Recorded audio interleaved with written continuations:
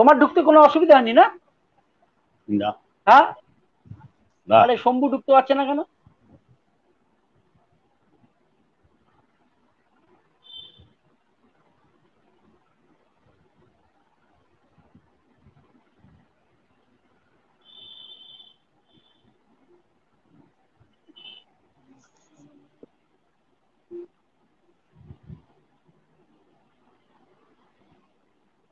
হুম। আচ্ছা এই যে আচ্ছা বিষয়টা শোনো, আলোচ্য তুমি বিষয়টা তুমি তুমি একটু হ্যাঁ, আলোচ্য বিষয় ওটা একটু লিখে রাখবে নাকি? লিখে আলোচ্য রেখেছি আমি, বিষয়টা তো বেশ মূলত বড়, এখানে দেখতেই পাচ্ছ। আর ওইটা একটু লিখে রাখো। এটা হ্যাঁ, এটা কার কার বক্তব্যটা কার? এটা হচ্ছে একটা রবীন্দ্রনাথের প্রথম, ওই অজেয় পৌরুষ অক্ষয় মনুষ্যত্ব, আর দ্বিতীয়টা হচ্ছে রামেন্দ্র সুন্দর ত্রিবেদী। বুঝলে?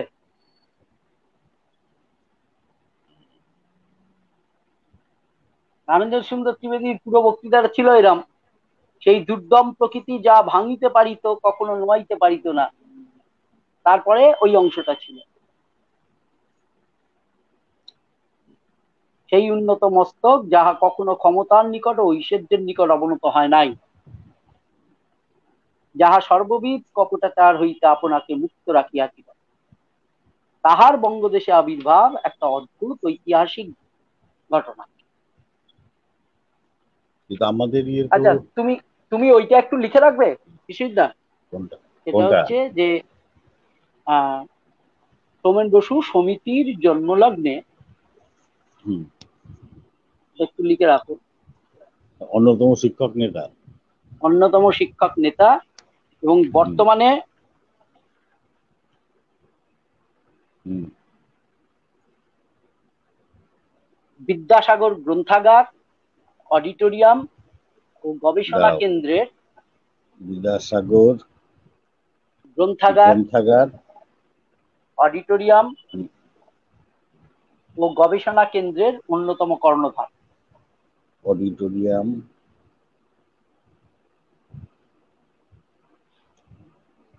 গ্রন্থাগার, অডিটোরিয়াম এবং গবেষণা কেন্দ্রের কেন্দ্রের অন্যতম কর্ণধার।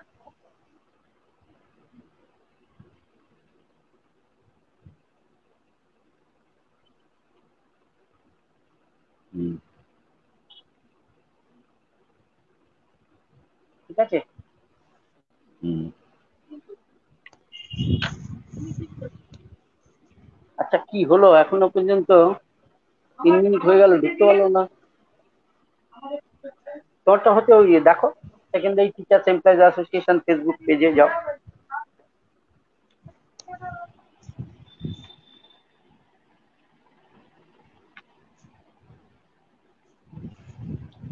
আচ্ছা আমি হুম। ওই পূর্ণেন্দু পত্রীর ছড়াটা বলে শুরু করবো, আর শেষে বলবো। ওটা শেষে বলবে তুমি? শেষে তো আর কেউ থাকবে না। হ্যাঁ, এই তো সোমেন বাবু এসে গেছেন। আহ, ছবিটা দেখা যাচ্ছে না, এই ঢুকতে পেরেছেন। শেষে সবাই থাকবে।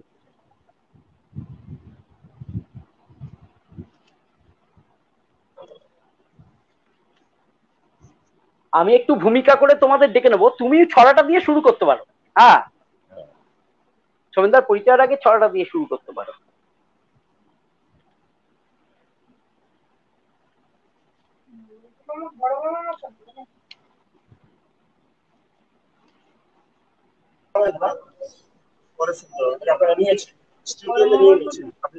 এসে গেছে সোমেন ভাই।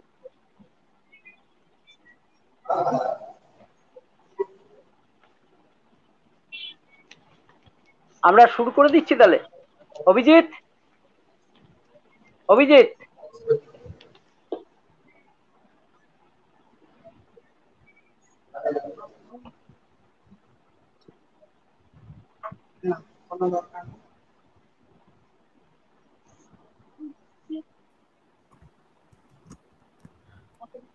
করুন, শুরু করুন। অভিজিৎ শুরু করে দিচ্ছি। হ্যাঁ, হ্যাঁ করুন, এখন চ্যাট শুধু বক্সে আমাকে রাখ। দেখবেন প্রয়োজন হলে। আচ্ছা, শুধু আমাকে রাখ। হ্যাঁ, শুধু আমাকে রাখ। অভিজিৎ,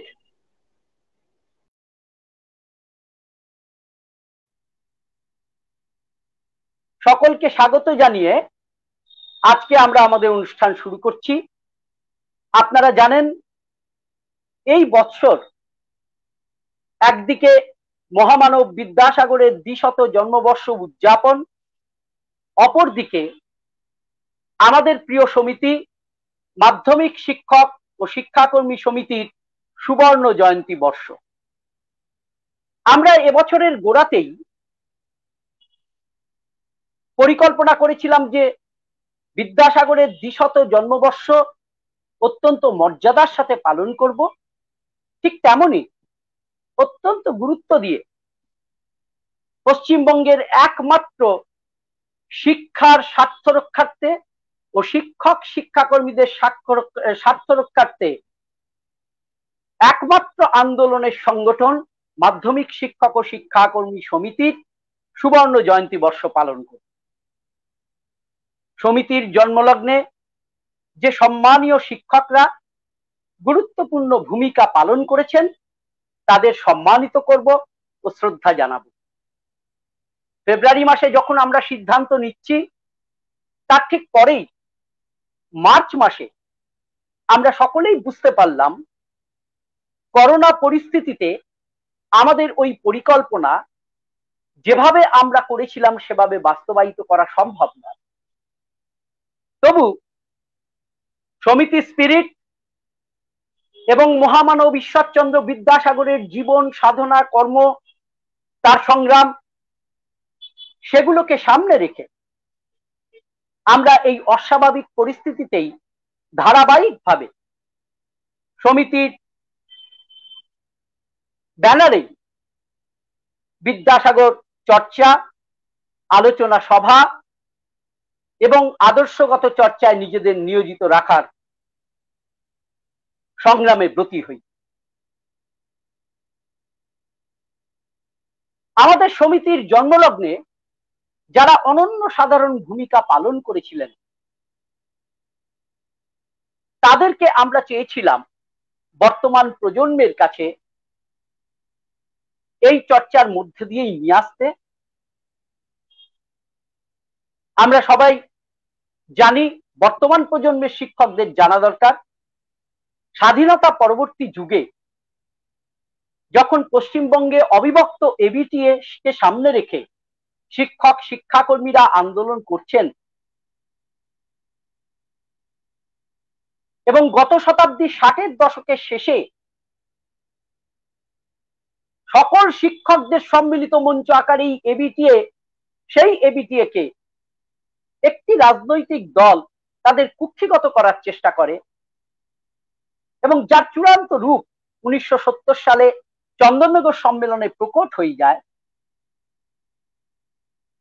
ওই সম্মেলনেই তখন দলমত নির্বিশেষে শিক্ষক শিক্ষাকর্মীরা প্রতিবাদে সোচ্চার হয়ে পড়েন এবং চন্দননগর থেকেই এবিটিএ কোঅর্ডিনেশন কমিটি গঠন করে ক্ষমতাসীন ব্যক্তিদের বিরুদ্ধে লড়াই শুরু করেন।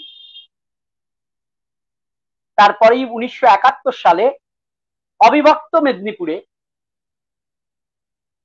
প্রথম সম্মেলন করে এসটি এর যাত্রা শুরু হয়। দলমত নির্বিশেষে বিভিন্ন রাজনৈতিক দলের চিন্তা ভাবনায় পুষ্ট শিক্ষক শিক্ষাকর্মীরা ঐক্যবদ্ধভাবে এক নতুন শিক্ষক শিক্ষাকর্মীদের সংগঠন এসটি এর যাত্রা শুরু করে।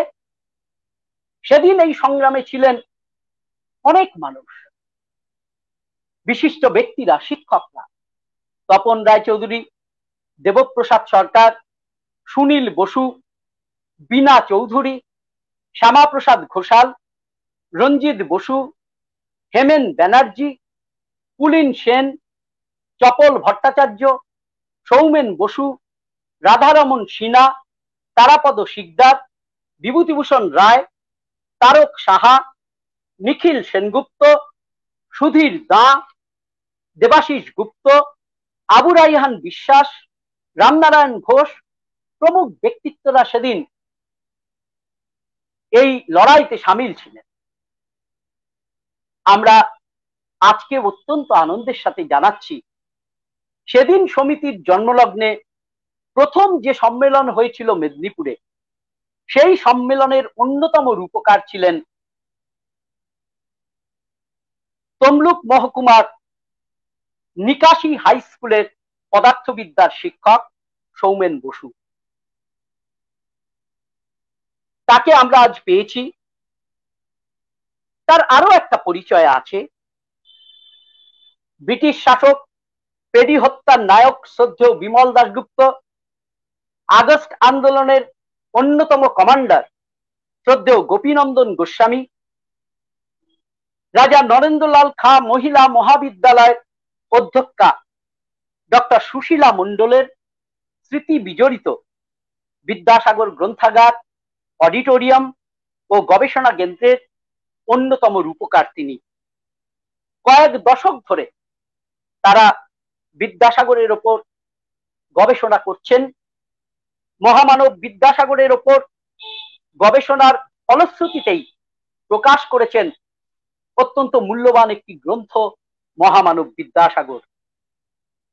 এই গবেষণা কেন্দ্রের কর্ণধার আমাদের পূর্ববর্তী প্রজন্মের অন্যতম শিক্ষক সৌমেন বসু আজ মুখ্য আলোচক। আমি ওনাকে আমাদের এই মঞ্চে স্বাগত জানাচ্ছি। আজকে এই মঞ্চে এই আলোচনা সভায় সভাপতিত্ব করবেন আমাদের সমিতির বর্তমান সভাপতি বিশ্বজিৎ পোদ্দার মহাশয়। আমি বিশ্বজিৎ পোদ্দার মহাশয়কেও স্বাগত জানাচ্ছি এবং অনুরোধ করছি, বিশ্বজিৎ বাবু, আপনি আজকের আলোচনা সভা শুরু করুন। নমস্কার।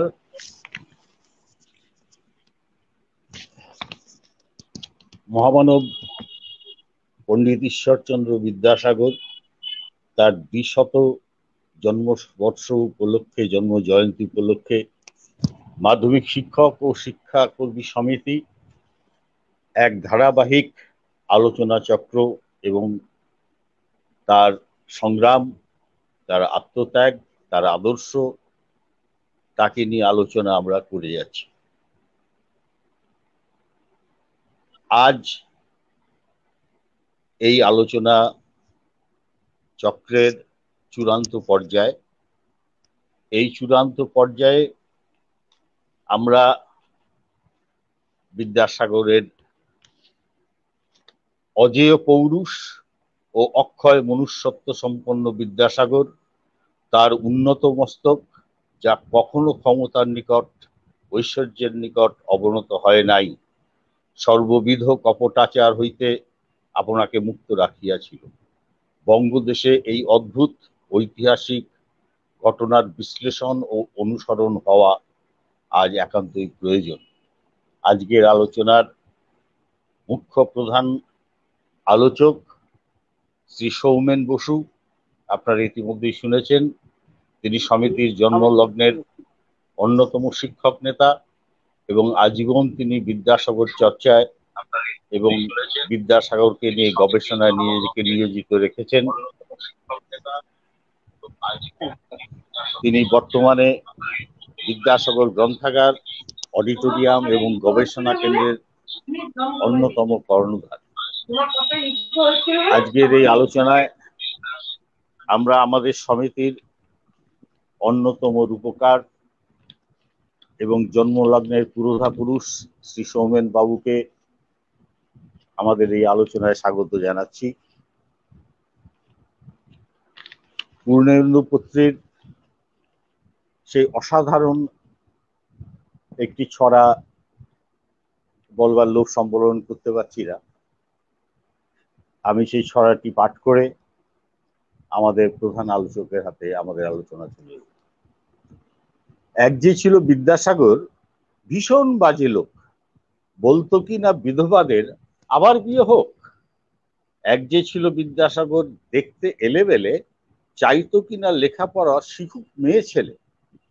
এক যে ছিল বিদ্যাসাগর, দেমাগধারী ধাঁত, সাহেব যদি জুতো দেখায় বদলা তৎক্ষণাৎ। এক যে ছিল বিদ্যাসাগর, কপালে তার গেড়ো, ওষুধ দিয়ে বাঁচায় কিনা গরিব গুরুবদেরও। এক যে ছিল বিদ্যাসাগর, মগজটা কি ফাঁকা, যে যেখানে বিপন্ন তার জোগানো চাই টাকা।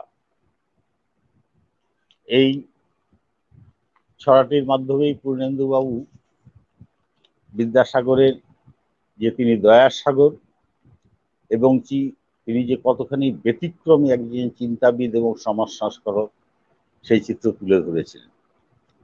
আমরা আমাদের আলোচনার চূড়ান্ত পর্বে আজকের প্রধান মুখ্য আলোচক শ্রী সৌমেন বসুকে স্বাগত জানাই। শ্রী সৌমেন বসু।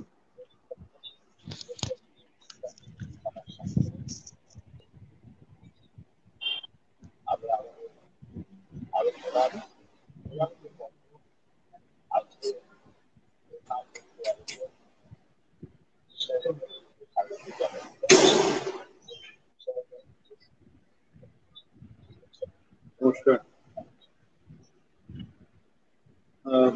আমি মাননীয় সভাপতি এবং সম্পাদক মাধ্যমিক শিক্ষক ও শিক্ষা কর্মী সমিতির তাদের সমস্ত সদস্যদের এবং শ্রোতৃমণ্ডলীকে শুভেচ্ছা জানিয়ে এবং বিদ্যাসাগরের প্রতি আমার অন্তরের গভীর শ্রদ্ধা নিবেদন করে আপনাদের আজকে নির্ধারিত যে আলোচনার বিষয়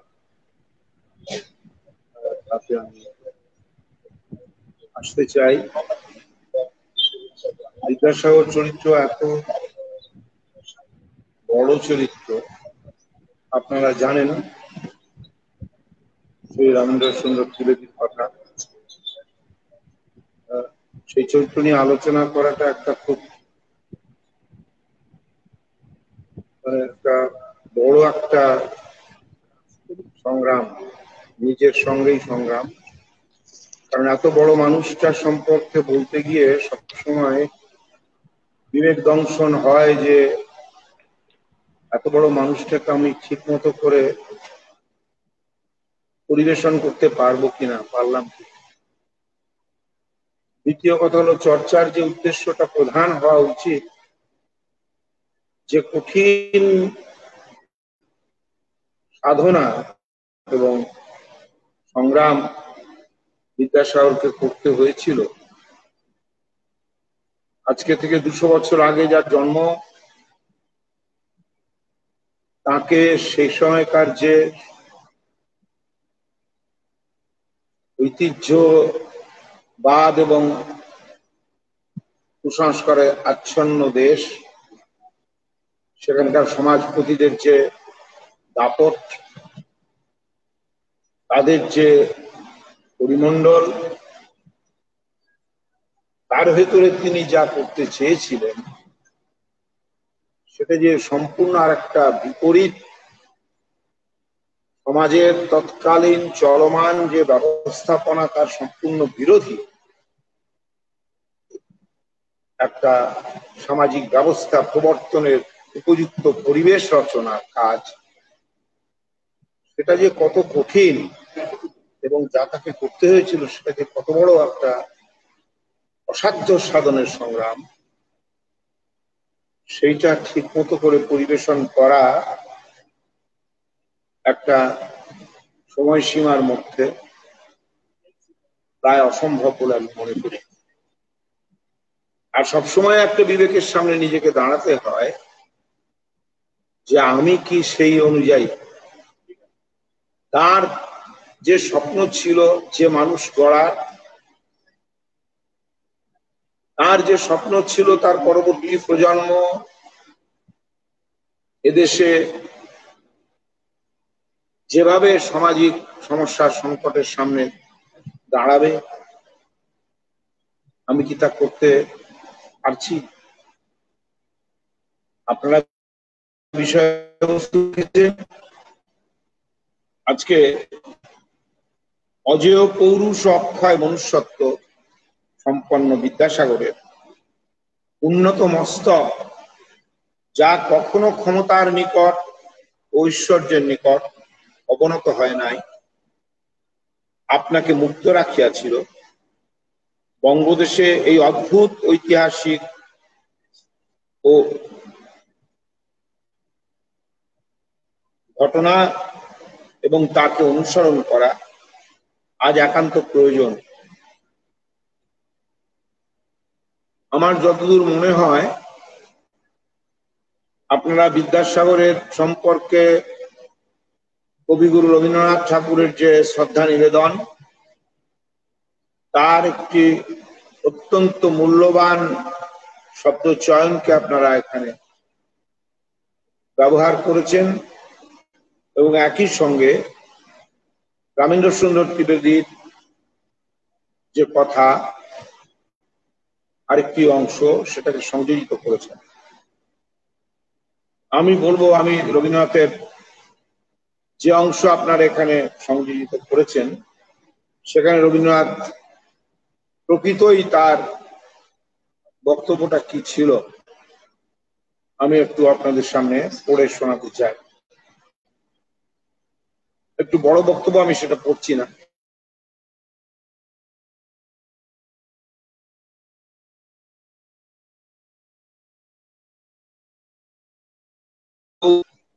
তাহার অজেয় পৌরুষ, তাহার অক্ষয় মনুষ্যত্ব, এবং যতই তাহা অনুভব করিব ততই আমাদের শিক্ষা সম্পূর্ণ হইবে।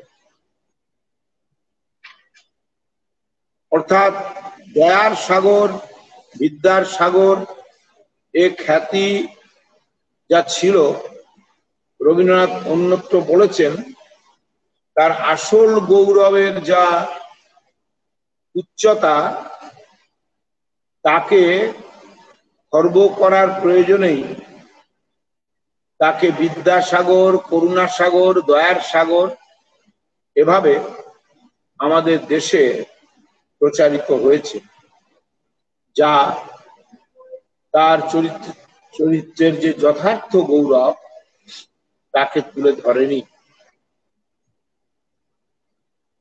আর রামেন্দ্র সুন্দর ত্রিবেদী যা বলেছেন, এই মানুষটির মাথা উন্নত মস্তক, যা কখনো ক্ষমতার কাছে এবং ঐশ্বর্যের কাছে অবনত হয়নি। নিজেকে এই ক্ষমতার এবং ঐশ্বর্যের যে প্রতিপত্তির যে প্রভাব, তার থেকে তিনি নিজেকে মুক্ত রেখেছিলেন।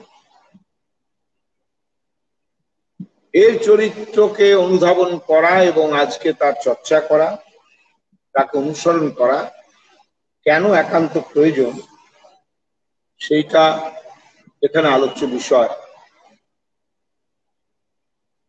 আমি বলবো এই কথাটাই তো বিরাট। রবীন্দ্রনাথ যা চেয়েছিলেন তাকে উপলব্ধি করা।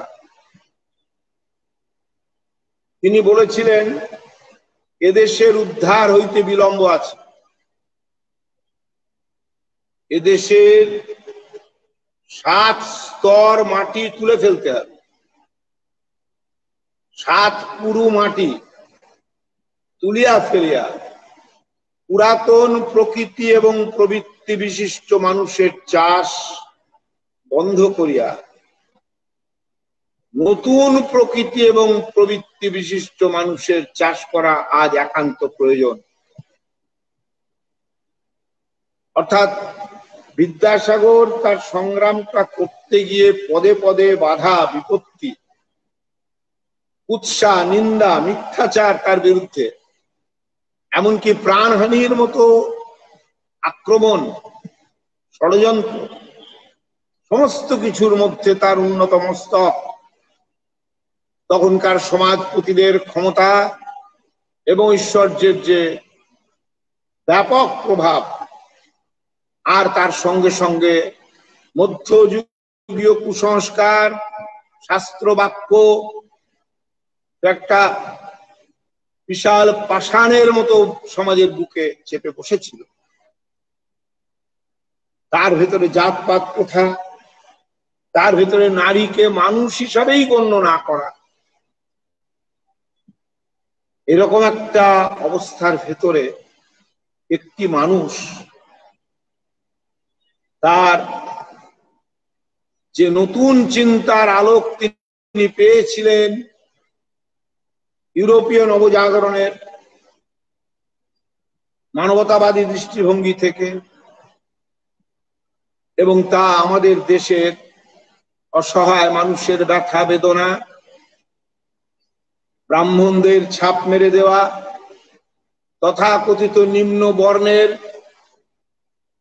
মানুষের অসহায় কান্না, চোখের জল, আর সামগ্রিকভাবে নারী সমাজের উপরে নানান ঐতিহ্যের নামে, সংস্কারের নামে, প্রথার নামে, রীতির নামে যে দুঃসহ অত্যাচার এবং লাঞ্ছনা যা বিদ্যাসাগরকে কাঁদিয়েছিল, বিদ্যাসাগরকে ভাবিয়েছিল, বিদ্যাসাগর এই সমূহ ব্যবস্থাটিকে পরিবর্তনের জন্য নতুন মানুষ চেয়েছিলেন। নতুন মানুষ গড়ার জন্য তিনি বলেছিলেন, এটা যুগ যুগ ধরে সঞ্চিত যে কুসংস্কারের অচলায়তন, তাকে যদি চূর্ণ করতে হয়, উৎখাত করতে হয়, তাহলে 7 স্তর মাটি তুলে ফেলতে হবে। মনন জগতের 7টি স্তর তাকে উৎখাত করতে হবে, এবং এই উৎখাত করার ভিত্তিতে নতুন প্রকৃতি এবং প্রবৃত্তি বিশিষ্ট,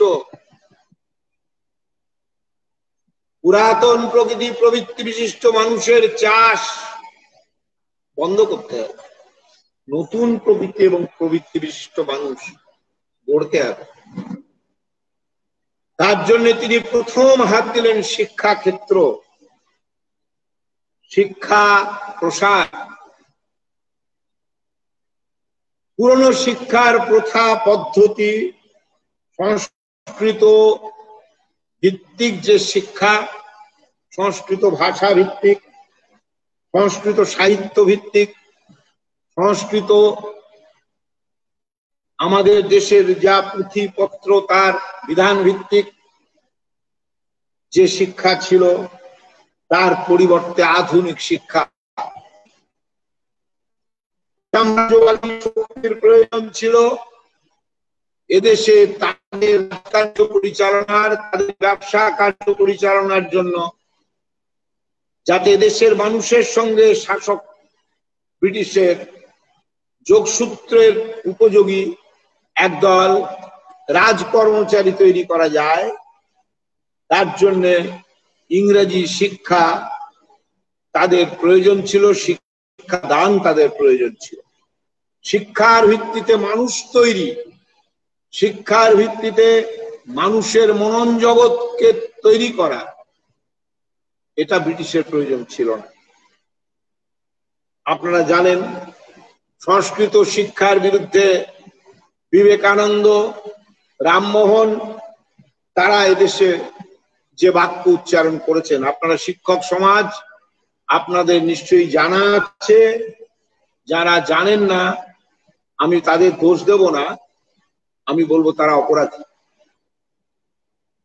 আমাদের দেশে বিদ্যাসাগরের কাছে আমাদের ঋণ শুধু নারী সমাজের ঋণ নয়, নারী সমাজ তো অবশ্যই, আমরা যারা আজকের আধুনিক মানুষ, আমাদের যে অধিকার, যে পরিমণ্ডল আমরা ভোগ করছি, উপভোগ করছি, তা সৃষ্টির ক্ষেত্রে বিদ্যাসাগরের অবদান আমাদের ভুলে যাওয়া চলে না, এটা আমাদের অপরাধ।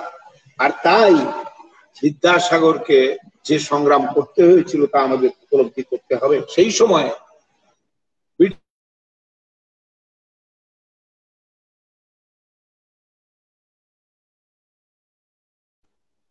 আর প্রথম এসে যেভাবে আর শিক্ষার ভেতর থেকে তিনি শুধু ইংরেজি শেখার জন্য তিনি 3টি জায়গায় যেতেন হেঁটে, 3 জায়গায় গিয়ে তিনি ইংরেজি শিক্ষা করেছিলেন। এবং আমি আপনাদের একজনের নাম বলবো, বিদ্যাসাগরের বাড়িতে তার যে লাইব্রেরি দেখতে গিয়েছিলাম, সেই কাঁচের আড়ালে তার বইগুলোর দিকে তাকিয়েছিলাম। তিনি বললেন যে দেখবে, বলে দরজা খুলে দিলেন কাঁচের আলমারি। আমি বইগুলি দেখলাম। বলছেন সমস্ত বই হলো বিদেশ থেকে আনা, বিদেশ থেকে বাঁধাই করে আনা, এবং সমস্ত আধুনিক জ্ঞানের বই, দর্শনের বই, বিজ্ঞানের বই, ইতিহাসের বই। তিনি বললেন বিদ্যাসাগর যে আমার বলা আছে প্রকাশকদের কাছে, যখনই যা বেরোবে তাই আমাকে ওই একই রকম ভাবে বাঁধাই করে যেন পাঠিয়ে দেওয়া হয়। এবং একজন সংস্কৃতজ্ঞ পণ্ডিত, সেকালের শ্রেষ্ঠ সংস্কৃতজ্ঞ পণ্ডিত,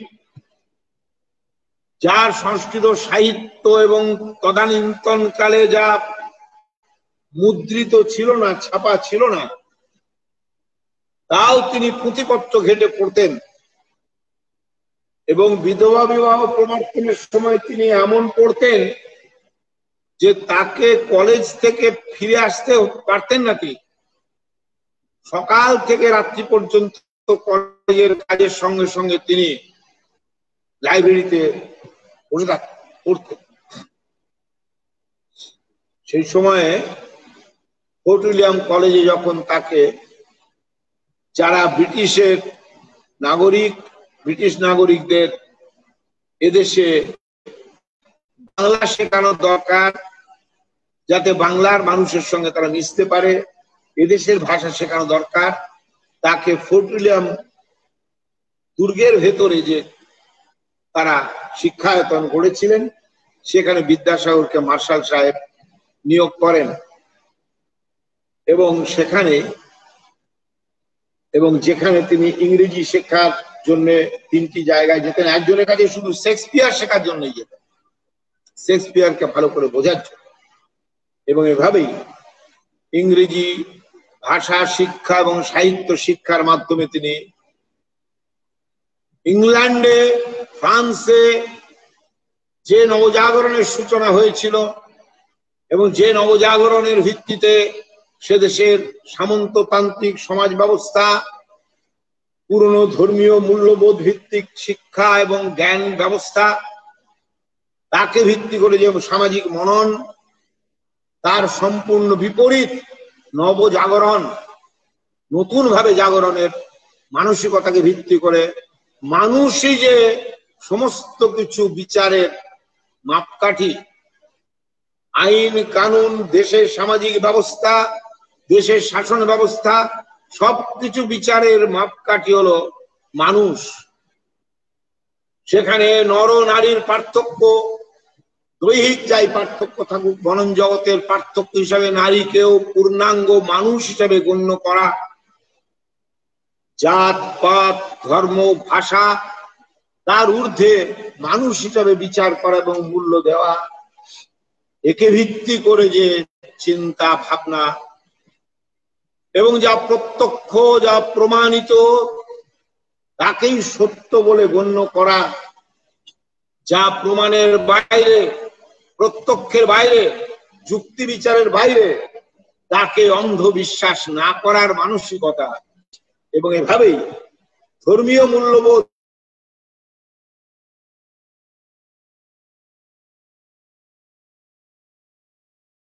বাস্তব প্রত্যক্ষ, তাকেই, যাকে যুক্তির ভিত্তিতে প্রতিষ্ঠা করা যায়, বিজ্ঞানের পরীক্ষা নিরীক্ষার ভিত্তিতে প্রতিষ্ঠা করা যায়, তাকেই সত্য বলে গ্রহণ করা, জীবনের সর্বক্ষেত্রে সেইভাবে প্রভাবিত করা এবং চলা। এই মানসিকতা নবজাগরণের এই উন্নত বলিষ্ঠ যুক্তিভিত্তিক মানসিকতা তিনি গ্রহণ করলেন এবং যা তিনি ছোটবেলা থেকে তার গ্রামীণ পরিবেশে ধর্মীয় মূল্যবোধের ভিত্তিতে যা খানিকটা তখনকার ধর্মীয় নৈতিকতার ভিত্তিতে মানুষের অসহায় মানুষের প্রতি দরদ, পাপ পুণ্যের বিচারের ভিত্তিতে বোধ উপলব্ধি তার মায়ের কাছ থেকে, তার পরিবার থেকে তিনি যা পেয়েছিলেন, আর সমাজ পরিবেশে নারীর যে অসহায় যন্ত্রণা, তথাকথিত নিম্ন বর্ণের মানুষের উপরে ব্রাহ্মণদের এবং উচ্চ বর্ণের যে অত্যাচার, লাঞ্ছনা, অবহেলা এবং তাদেরকে ঘৃণা করা, যা তাকে ব্যথা দিত, যা তার মনকে কাঁদাতো, ভাবাতো এর প্রতিকারের পথ কোথায়, তিনি সেই পথের সন্ধান পেলেন ইউরোপীয় নবজাগরণের ভিত্তিতে।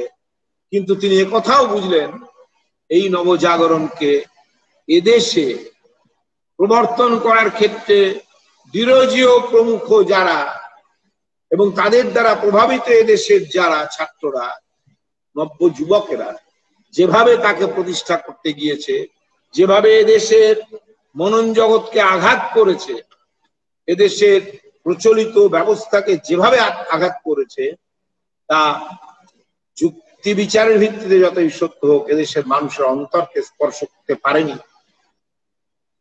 তারা এদেশের সমসাময়িক সমাজের থেকে তারা বিচ্ছিন্ন হয়ে থেকেছে। মাইকেল মধুসূদন দত্ত এর থেকে ব্যতিক্রম থাকতে পারেনি। তাই বিদ্যাসাগর অন্তরে, চিন্তায়, মনন জগতে সবচেয়ে আধুনিক চিন্তার অধিকারী হওয়া সত্ত্বেও সমাজ থেকে তাকে বিচ্ছিন্ন করা যায়নি, কারণ সমাজের বিধি বিধান, নীতি নিয়ম তাকে কোথায় চিন্তার ভিত্তিতে, যুক্তির ভিত্তিতে মানুষকে প্রভাবিত করে, শিক্ষার ভিত্তিতে মানুষকে প্রভাবিত করে তারপরে তাকে উৎখাত করতে হবে, সেই জ্ঞান যা শুধু পাণ্ডিত্য নয়, যা অসহায় মানুষের প্রতি মমত্ব থেকে তাদেরকে রক্ষা করার যে জীবন যুদ্ধ, সেই যুদ্ধ থেকে তিনি সেই সংগ্রামে অবতীর্ণ হয়েছিলেন। তাই তার সাজ পোশাক, তার চটি জুতো, খড়ম, তা থেকে তাকে দেশের মানুষ বিদেশি চিন্তা পেয়ে, ইংরেজের চিন্তা পেয়ে, এরা সব দুপাতা ইংরেজি পড়ে দেশের গৌরবকে নষ্ট করে দিতে চায়, এভাবে তাকে বিচ্ছিন্ন করা যায়নি। এই মানসিকতার উপরে তিনি যে শিক্ষার বিস্তারের প্রচেষ্টা নিলেন, এখানে বিস্তারিত আলোচনার সুযোগ সময় কোনোটাই নেই। আমি বলবো সেটা আপনারা পড়বেন, জানবেন। অনেকেই আপনারা শিক্ষক জানেন, আমাদের দেশের মধ্যে এখনো স্বাধীনতার পর থেকে যে প্রচেষ্টা শাসক শ্রেণী করছে, শোষক শ্রেণী করছে, যাতে উন্নত চিন্তা, উন্নত চিন্তানায়ক, উন্নত যুক্তি, বুদ্ধি, বিজ্ঞান ভিত্তিক যে জ্ঞান, তার দিশা থেকে এবং এদেশের স্বাধীনতা সংগ্রামের বিপ্লবী ধারার যে উন্নত চরিত্র থেকে নবজাগরণের যে আন্দোলন, তার উন্নততম চরিত্র বিদ্যাসাগরের থেকে এদেশের মানুষকে বিচ্ছিন্ন করা যায়। অত্যন্ত সুচতুর এবং পরিকল্পিত প্রচেষ্টা। এদেশের ৭০-৭২ বছরের যে স্বাধীনতা পরবর্তী ইতিহাসে যে রাজনৈতিক দলই কেন্দ্রীয় বা রাজ্যের ক্ষমতায় যাক, পশ্চিমবাংলার মাঝখানে সামান্য কয়েক মাসের সময়টুকু বাদ দিলে বাকিটা এভাবেই চলেছে। এবং তার ভিত্তিতে বিদ্যাসাগর চর্চাও, বিদ্যাসাগরের কাছে আমাদের যা ঋণ এবং যা উত্তর সাধক হিসাবে, উত্তর সুরী হিসাবে আমাদের যা করণীয়, তাকে ভুলিয়ে দেওয়া আমাদের শাসক শ্রেণী এবং শাসক সরকারগুলির পক্ষ থেকে সম্ভব হচ্ছে। যেমন ভুলিয়ে দেওয়া সম্ভব হয়েছে ক্ষুদিরাম থেকে শুরু করে বাঘাযতীন, ভগৎ সিং, এমনকি সুভাষচন্দ্র বসুকেও খানিকটা। বিদ্যাসাগরকে এবং সুভাষ বোসকে সম্পূর্ণ ভুলিয়ে দেওয়া যাবে না। দেশের জনমনের অন্তরে অন্তরে সুপ্ত প্রবাহের মতো এখনো বিবেকের দরজায় বিদ্যাসাগরের মহত্বের প্রভাব সম্পূর্ণ ধ্বংস করা এদেশের শাসকদের পক্ষে সম্ভব হয়নি। কিন্তু এটাতে আত্মসন্তুষ্টির অবকাশ নেই। আমি আপনাদের কাছে প্রথম আবেদন জানাবো, আপনারা সমাজের বুকে আপনাদের ছাত্রদের মধ্যে, আপনাদের ছাত্রদের অভিভাবকদের মধ্যে বিদ্যাসাগরকে সঞ্চারিত করুন, প্রবাহিত করুন। এটা শুধু ২০০ জন্মবার্ষিকীর একটা কর্মসূচি নয়, এটা একটা চলমান একটা আন্দোলন হিসাবে গ্রহণ করুন।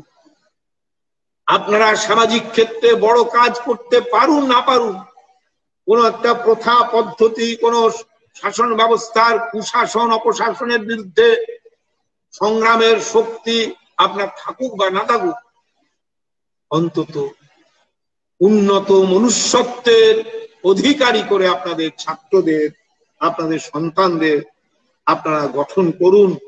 আর তা করতে গেলে বিদ্যাসাগর থেকে আপনাদের প্রেরণা এবং পাথেয় সংগ্রহ করতেই হবে। আমি বলবো শিক্ষার ক্ষেত্রে দেখুন, এই আলোচনা এখন একটু আধটু হচ্ছে, অন্তত আপনারা যারা করছেন এসটিএ, এমনি কিছু ছাত্র সংগঠন, যুব সংগঠন এবং বিশেষ করে একটি রাজনৈতিক দল, তারা অত্যন্ত আন্তরিকতার সঙ্গে সারা ভারতবর্ষ জুড়ে এই একটা পাল্টা সাংস্কৃতিক আন্দোলন হিসেবে তারা মনে করে, যা কোনো মতেই রাজনৈতিক আন্দোলনের থেকে কম গুরুত্বপূর্ণ নয়। সেই অনুযায়ী তারা সেই সংগ্রাম করে, সেই সংগ্রাম করে যাচ্ছে। পশ্চিমবাংলাতেও এই আন্দোলন, এই সাংস্কৃতিক আন্দোলন তারা করছেন।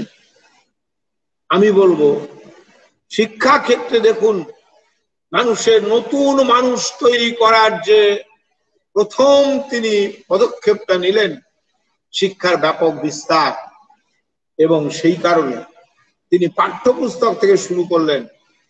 তিনি যে পাঠ্যপুস্তক বর্ণপরিচয় লিখেছেন, তিনি যে লিখেছেন আখ্যান, অঞ্জলি, চরিতাবলী, চরিতাবিধান,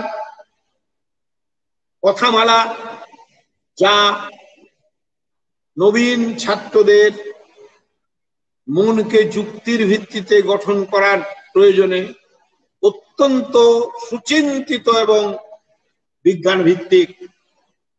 একথা শুধু আমি বলছি না, একথা শুধু মহান চিন্তানায়ক শিবদাস ঘোষ বলছেন না, আমি আপনাদের এখানে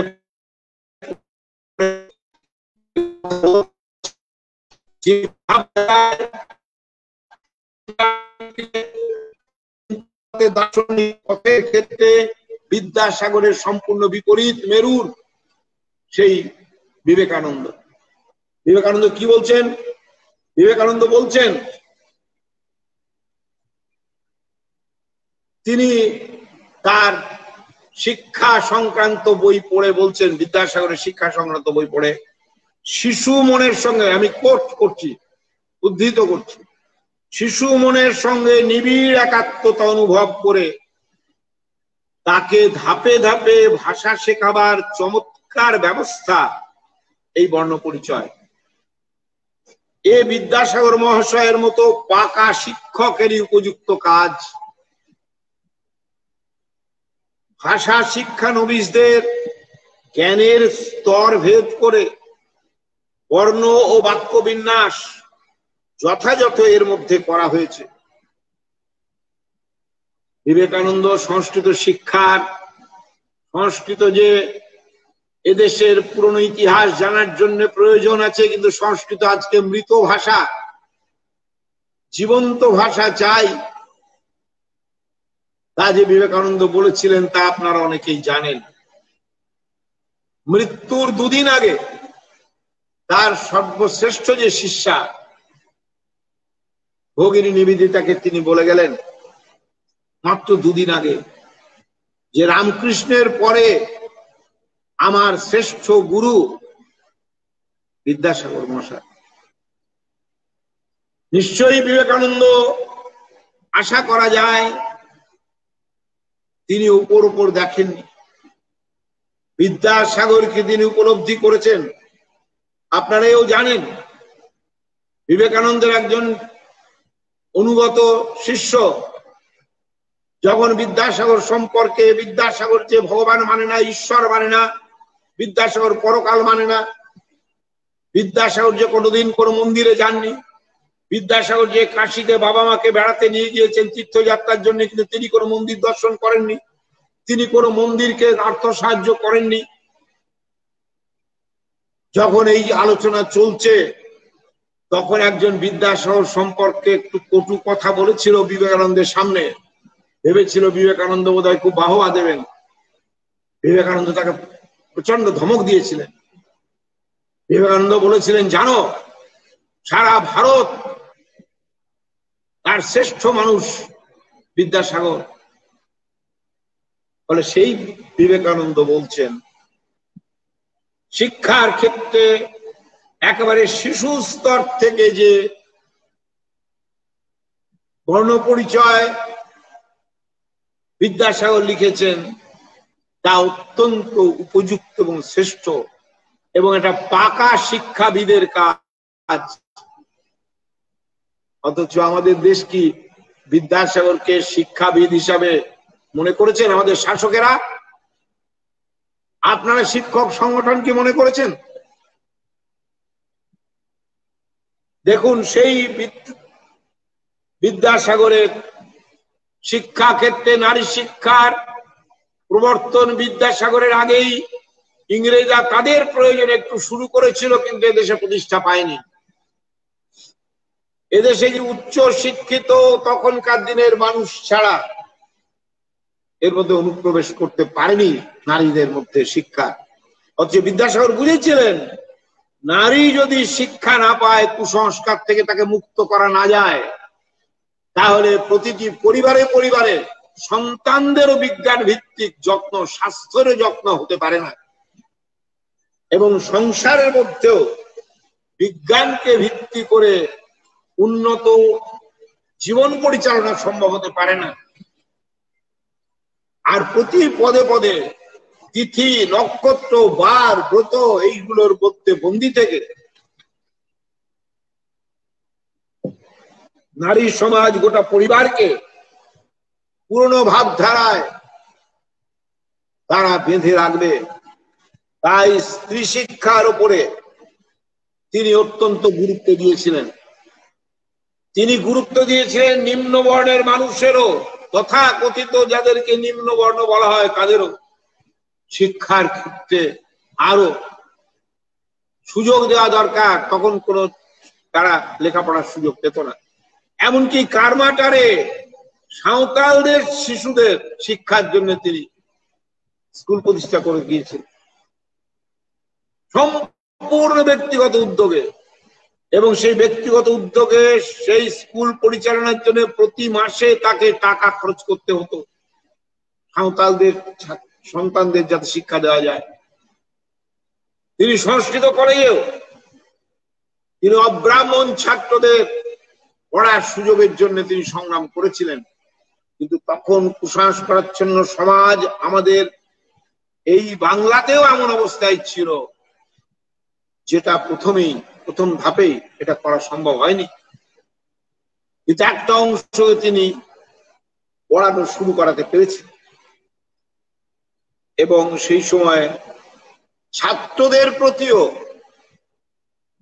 যাতে শিক্ষকেরা তাদের ব্যক্তি সত্তাকে মর্যাদা দেয়, তার জন্য ছাত্রদের বেত মারা, ছাত্রদের কান ধরে উঠবোস করানো, বেঞ্চের উপরে দাঁড় করিয়ে দেওয়া, শাস্তি দেওয়া, এগুলোর এমনকি একটা প্রশ্ন একজনকে করলে সেই ছাত্র যদি উত্তর দিতে না পারে, সেই প্রশ্ন যে আর এক ছাত্রকে করা যাবে না, তাতে তার ব্যক্তিগত সম্ভ্রমবোধ আহত হয়।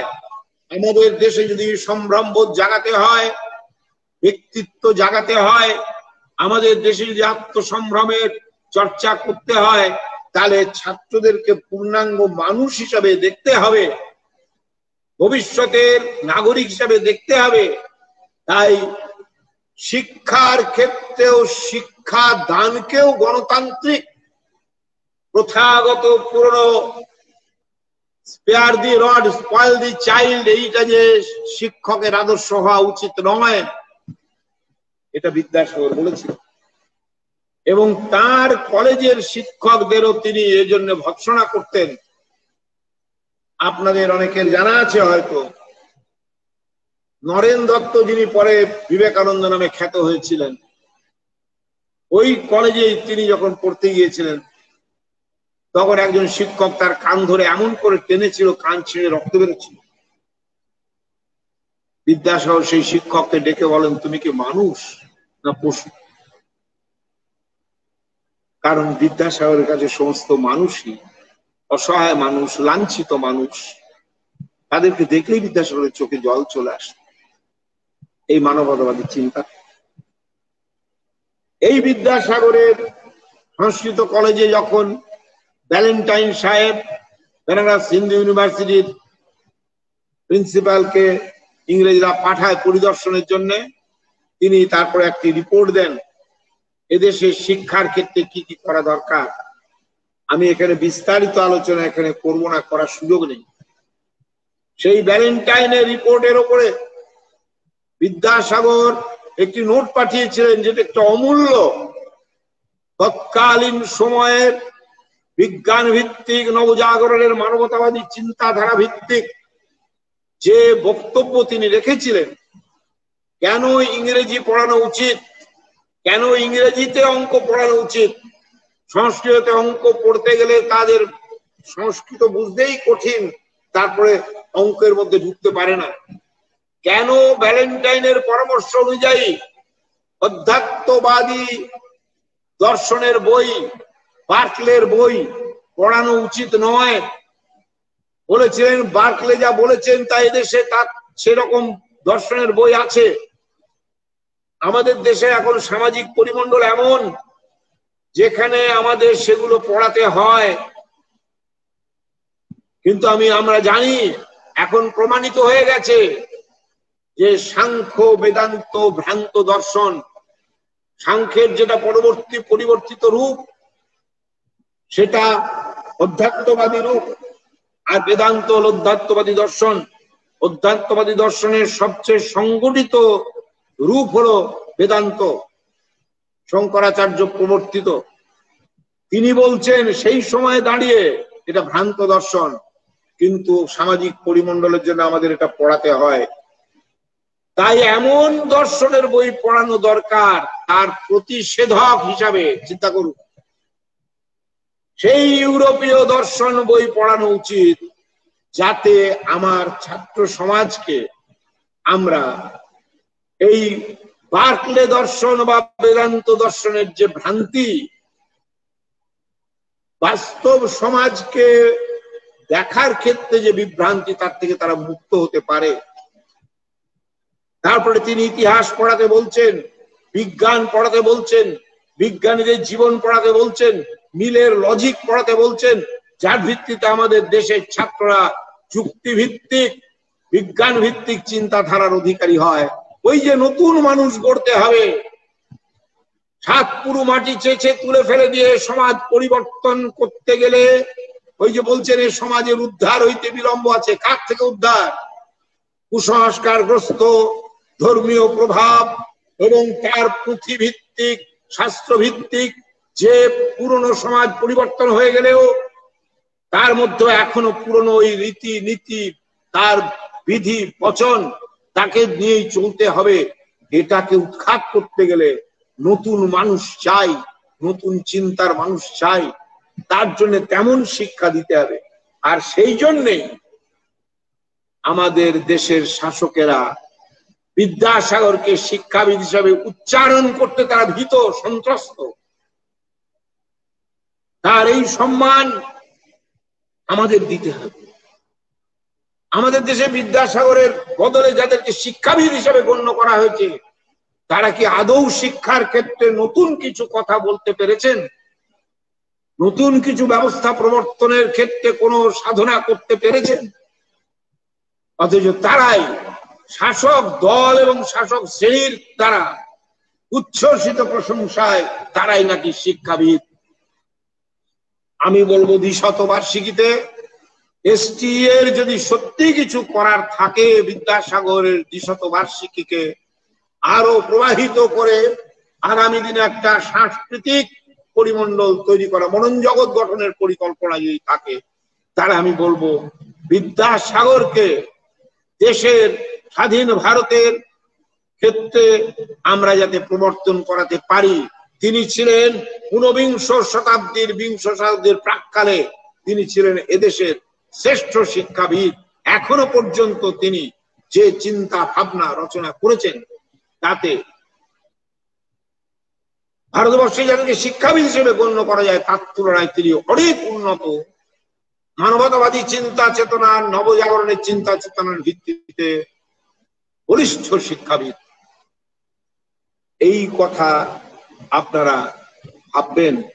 আমি বলবো, দেখুন তিনি যে কথামালা চরিতাবলী আখ্যান মঞ্জুরি লিখলেন তাতে তিনি কি বলেছেন, তাতে কিন্তু তিনি অত্যন্ত গল্পচ্ছলে এমন নীতি কথা, এমন বিবেচনা বোধ, এমন মনুষ্যত্ববোধ জাগরণ করেছেন। দেশের বিদেশের প্রচলিত কিছু যে গ্রন্থ সম্ভার ছিল তাকে তিনি তার মতো করে অনুবাদ করে করেছেন। এ কথা তো আজকে আলোচনা হচ্ছে। বিদ্যাসাগরের বইতে কেন কোনো ঈশ্বরের নাম নেই?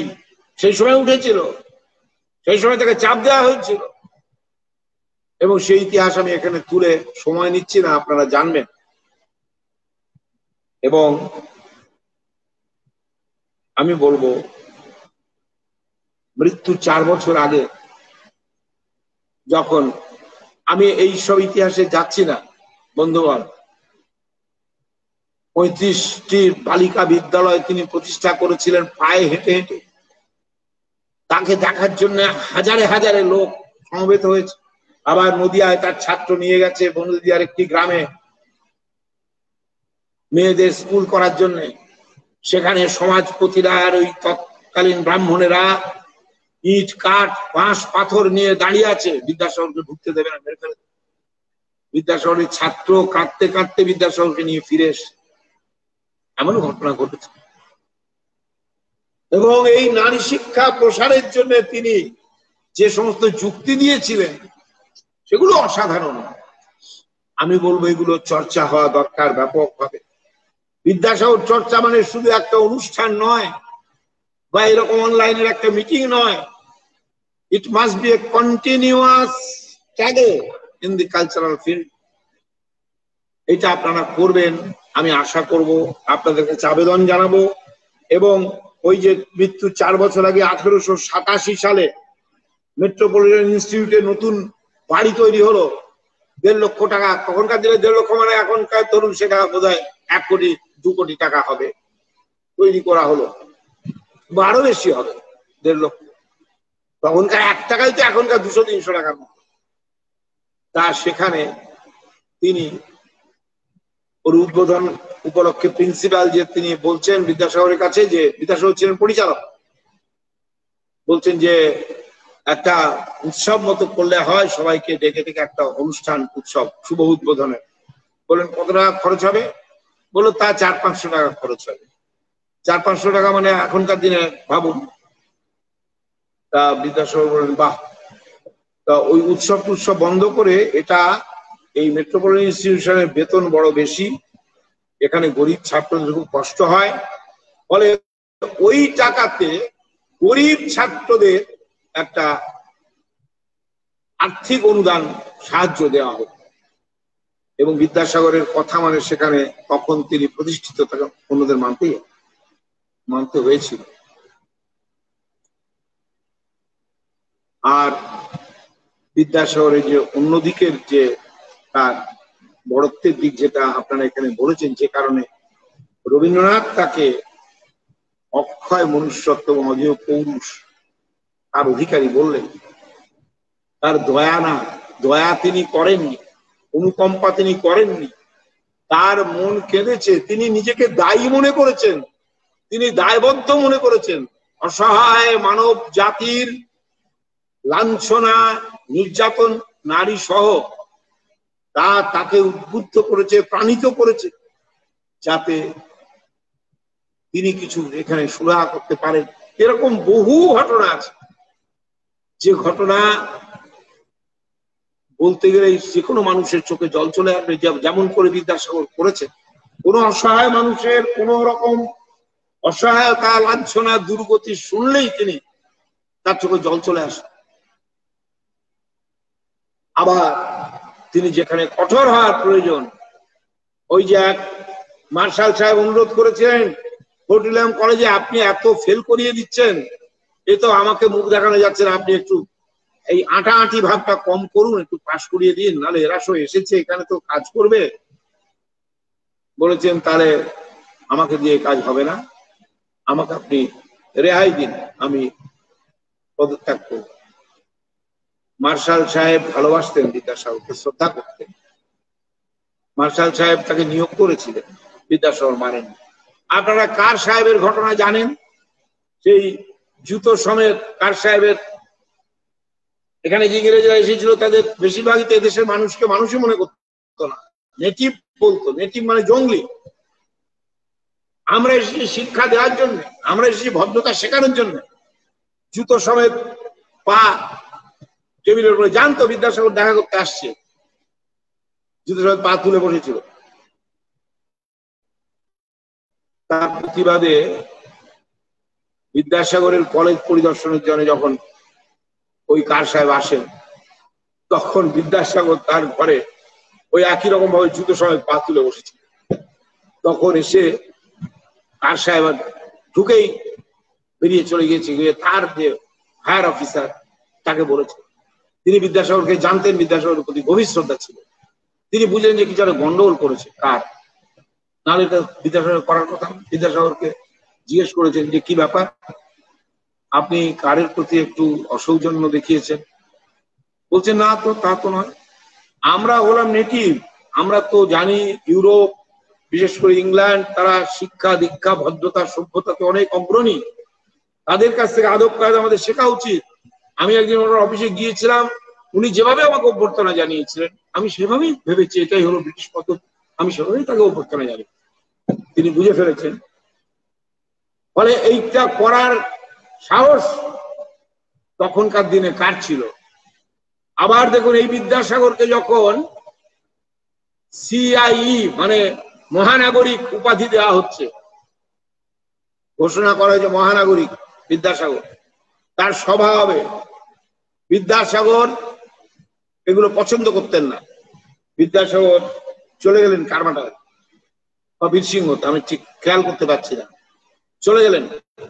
যখন ফিরে এসছেন তখন বড়লাট সেই সোনার পদক, বেশ মোটা সোনার পদক দুজন চাপরাশিকে দিয়ে পাঠিয়েছে। চাপরাশিরা নিয়ে গিয়েছে। বিদ্যাসাগর বলছেন এগুলো কি হবে, সব কোথায় রাখবো?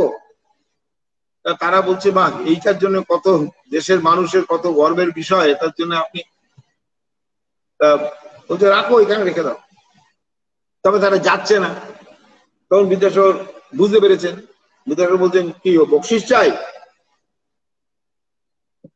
তা ভালোই হলো, তোমরা বাবু ওইটা নিয়ে যাও, ওই গয়না দোকানে ওটা বিক্রি করে দুজন ভাগ করে না, ও জঞ্জাল এখানে রেখেই বা আমার কি হবে। দেখুন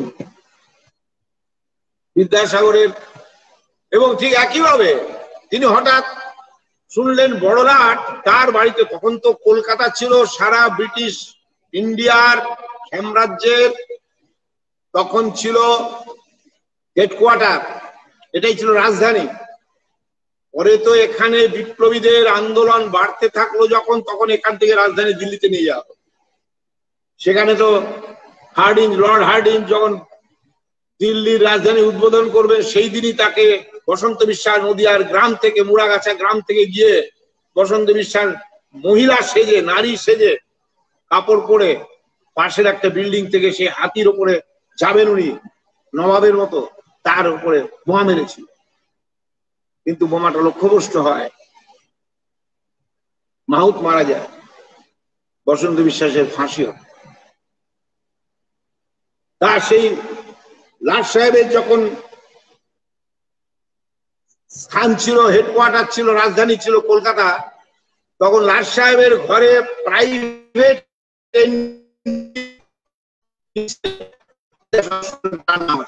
এন্ট্রিলিস্ট মানে যে কোনো কিছু মুষ্টিমেয় 10-12 জন হয়তো এরকম সংখ্যা ছোট্ট, যারা যে কোনো সময় রাজভবনে গিয়ে এবং আলোচনা করে আসতে পারবে, এই লিস্টের নাম। বিদ্যাসাগর তারপরে তিনি শোনার পরে গিয়েছেন। গিয়ে লাট সাহেবের যে প্রাইভেট সেক্রেটারি তাকে বললেন আমার একটা কথা রাখবেন? বললো হ্যাঁ বলুন। বলে তারা কথা দিচ্ছেন কিন্তু আমি যা বলবো তা রাখতে হবে। বলে হ্যাঁ রাখবো। তাহলে এই যে প্রাইভেট এন্ট্রি লিস্টটা একটু আমাকে দেখাবেন। তখন সে ভাবছে তাহলে নিজের কোনো বন্ধুর নাম হয়তো ঢোকাবে, আরো নাম ঢোকাতে বলবে। তা তিনি লিস্টটা বের করেছেন, খাতা বের করেছেন, খাতায় লিস্ট আছে। তিনি দেখলেন তার নাম ওখানে কালি দিয়ে কেটে দিলেন বিদ্যাসাগর। তিনি করে উঠেছেন। তখন বলছে যে আপনি কিন্তু কথা দিয়েছেন আমাকে, সাধারণ মানুষের যা অধিকার নেই আমি তা নিতে চাই না। ঠিক একই ঘটনা ঘটেছিল এশিয়াটিক সোসাইটির মিউজিয়াম, কলকাতা মিউজিয়াম দেখতে গিয়েছিলেন। তিনি মিউজিয়াম দেখতে গিয়ে দারোয়ান আটকে দিয়েছে, এই যে চাদর পরে এই পোশাকে আর এই চপ্পল পরে যাওয়া চলবে না, চপ্পল খুলে যেতে হবে। তিনি বলেন যে কেন? বলে এটাই নিয়ম। বলো ঠিক আছে। চলে যাচ্ছেন, তখন উপর থেকে অফিসার নেমে এসছে, বিদ্যাসাগর চলে যাচ্ছে, সঙ্গে সঙ্গে দৌড়ে গিয়ে দাঁড় করিয়েছেন যে আপনি চলুন, অন্যায় হয়েছে, ভুল হয়েছে, আপনাকে খুলতে হবে না। বলছেন না, যেটাতে সবার অধিকার নেই আমি সে অধিকার নিতে পারবো না, সবার জন্য যা করা হবে আমি সেটা নেব। যদি মনে করেন এটা অন্যায় হয়েছে তাহলে সবার জন্যই অন্যায়, এটা ঘোষণা হোক। এই ছিলেন বিদ্যাসাগর। নিজে কোনো রকমের এটা নিতে চাইতেন না। বর্ধমানের মহারানী একবার তাকে ওই রকম পুরস্কার দেবেন, খুবই খুবই শ্রদ্ধা করতেন, তিনি বলেছিলেন নেননি। আর তার কাজ, অসংখ্য কাজ, সেটা আমি এখানে বলার সময় পাবো না, বলবো না, বলতে চাইছি না।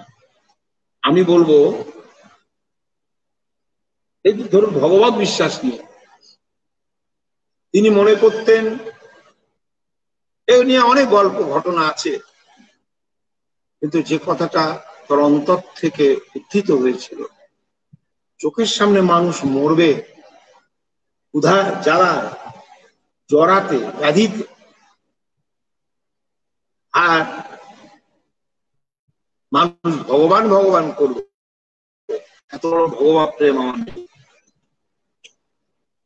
বলছেন আমি যেন বারবার এই বাংলায় জন্মাতে পারি মানুষের সেবার জন্য। এই যে কথা আমি দেশাচারের নিতান্ত দাস নই। বলছেন নিজের বা সমাজের মঙ্গলের জন্য যা করা দরকার আমি তা করব, যা আবশ্যক হইবে তাহা করিব, লোকের বা কুটুম্বের ভয়ে আমি কখনো সংকুচিত হইব। আমি এটা চলিত ভাষায় বলছি, সাধু ভাষায় এটা কথাটা তিনি বলেছেন। এটা বলেছেন কখন? যখন তিনি বিধবা বিবাহ প্রবর্তন করতে যাচ্ছেন প্রবল বাধার মধ্যে, তার প্রাণহানির আশঙ্কা, যে খুন করবে ঠিক করেছে যে বিরাট ধনী, তার বাড়িতে তিনি হাজির হয়ে গেলেন। সে তো সন্ত্রস্ত, কিভাবে আপনি? বলেন হ্যাঁ তুমি তো আমাকে প্রাণনাশ করার জন্য লোক নিয়োগ করেছো, তাই ভাবলাম তুমি কষ্ট করে এটা কাজটা করছো কেন, ধরো মারো, হত্যা করো। এই ছিল তার পৌরুষ। বিধবা বিবাহ দিলেন যখন, মনস্থ করেছেন, পুঁথিপত্র ঘাঁটতে শুরু করেছেন। এই জন্য না বিধবা বিবাহের প্রয়োজন তিনি শাস্ত্রতে অনুযায়ী করতে চান না, তিনি জানেন এদেশে কি প্রবল ঝড় উঠবে আর তাকে রুখতে হবে। তাই দিন রাত পড়ে পড়ে তিনি বের করেছেন, কারণ তিনি জানতেন সমাজ ব্যবস্থা পরিবর্তনের সঙ্গে সঙ্গে শাস্ত্রেরও পরিবর্তনের ইতিহাস আছে। শাস্ত্রে আগে নারীর যে অধিকার ছিল সেই অধিকারও আস্তে আস্তে কেড়ে নেওয়া হয়েছে, এটা তিনি জানতেন। এটা তিনি সামাজিক ইতিহাস পড়তে গিয়ে ইউরোপীয় বই থেকে তিনি জেনেছিলেন, জেনে তিনি বুঝেছিলেন এদেশে প্রমাণ পাওয়া যাবে, কিন্তু প্রচন্ড পরিশ্রম করে বের করতে হবে। তাই তিনি শুধু ছাপা বই নয়, যেখানে যত রকমের পুঁথির সন্ধান পেয়েছেন সেগুলো জোগাড় করে তিনি পড়েছেন। ওই যে নষ্টে মৃতে প্রবজ্জিতে, এই যে শ্লোক তিনি বের করলেন, কোন অবস্থায় নারী আবার বিয়ে করতে পারে। পুরুষের বহু বিবাহ সমর্থন যোগ্য, কিন্তু নারীর পতি বিয়োগ ঘটলেও সে বিয়ে করতে পারবে না। সেই নারীর বয়স যদি 10 বছরও হয় তাহলে 8 বছরের হলেও না।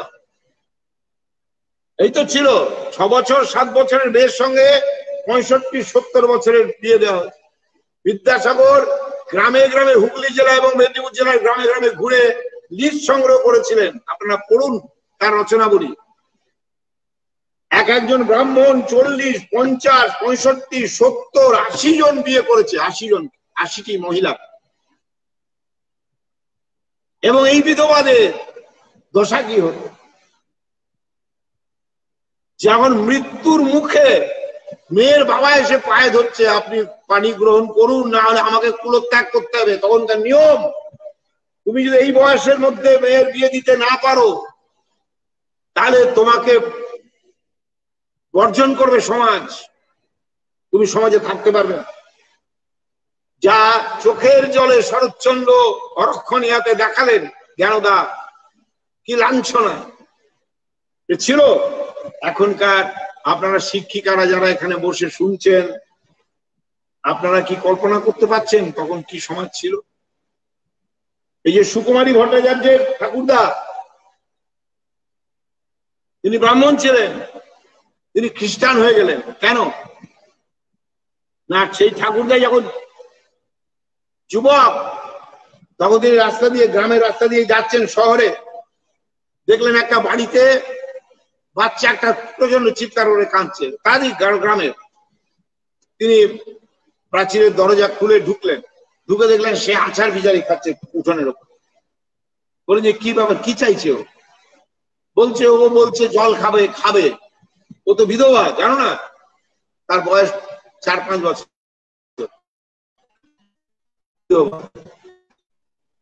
বোঝানো যাচ্ছে না, ও ঘরের মাটি খুবলে খেয়ে নিচ্ছে।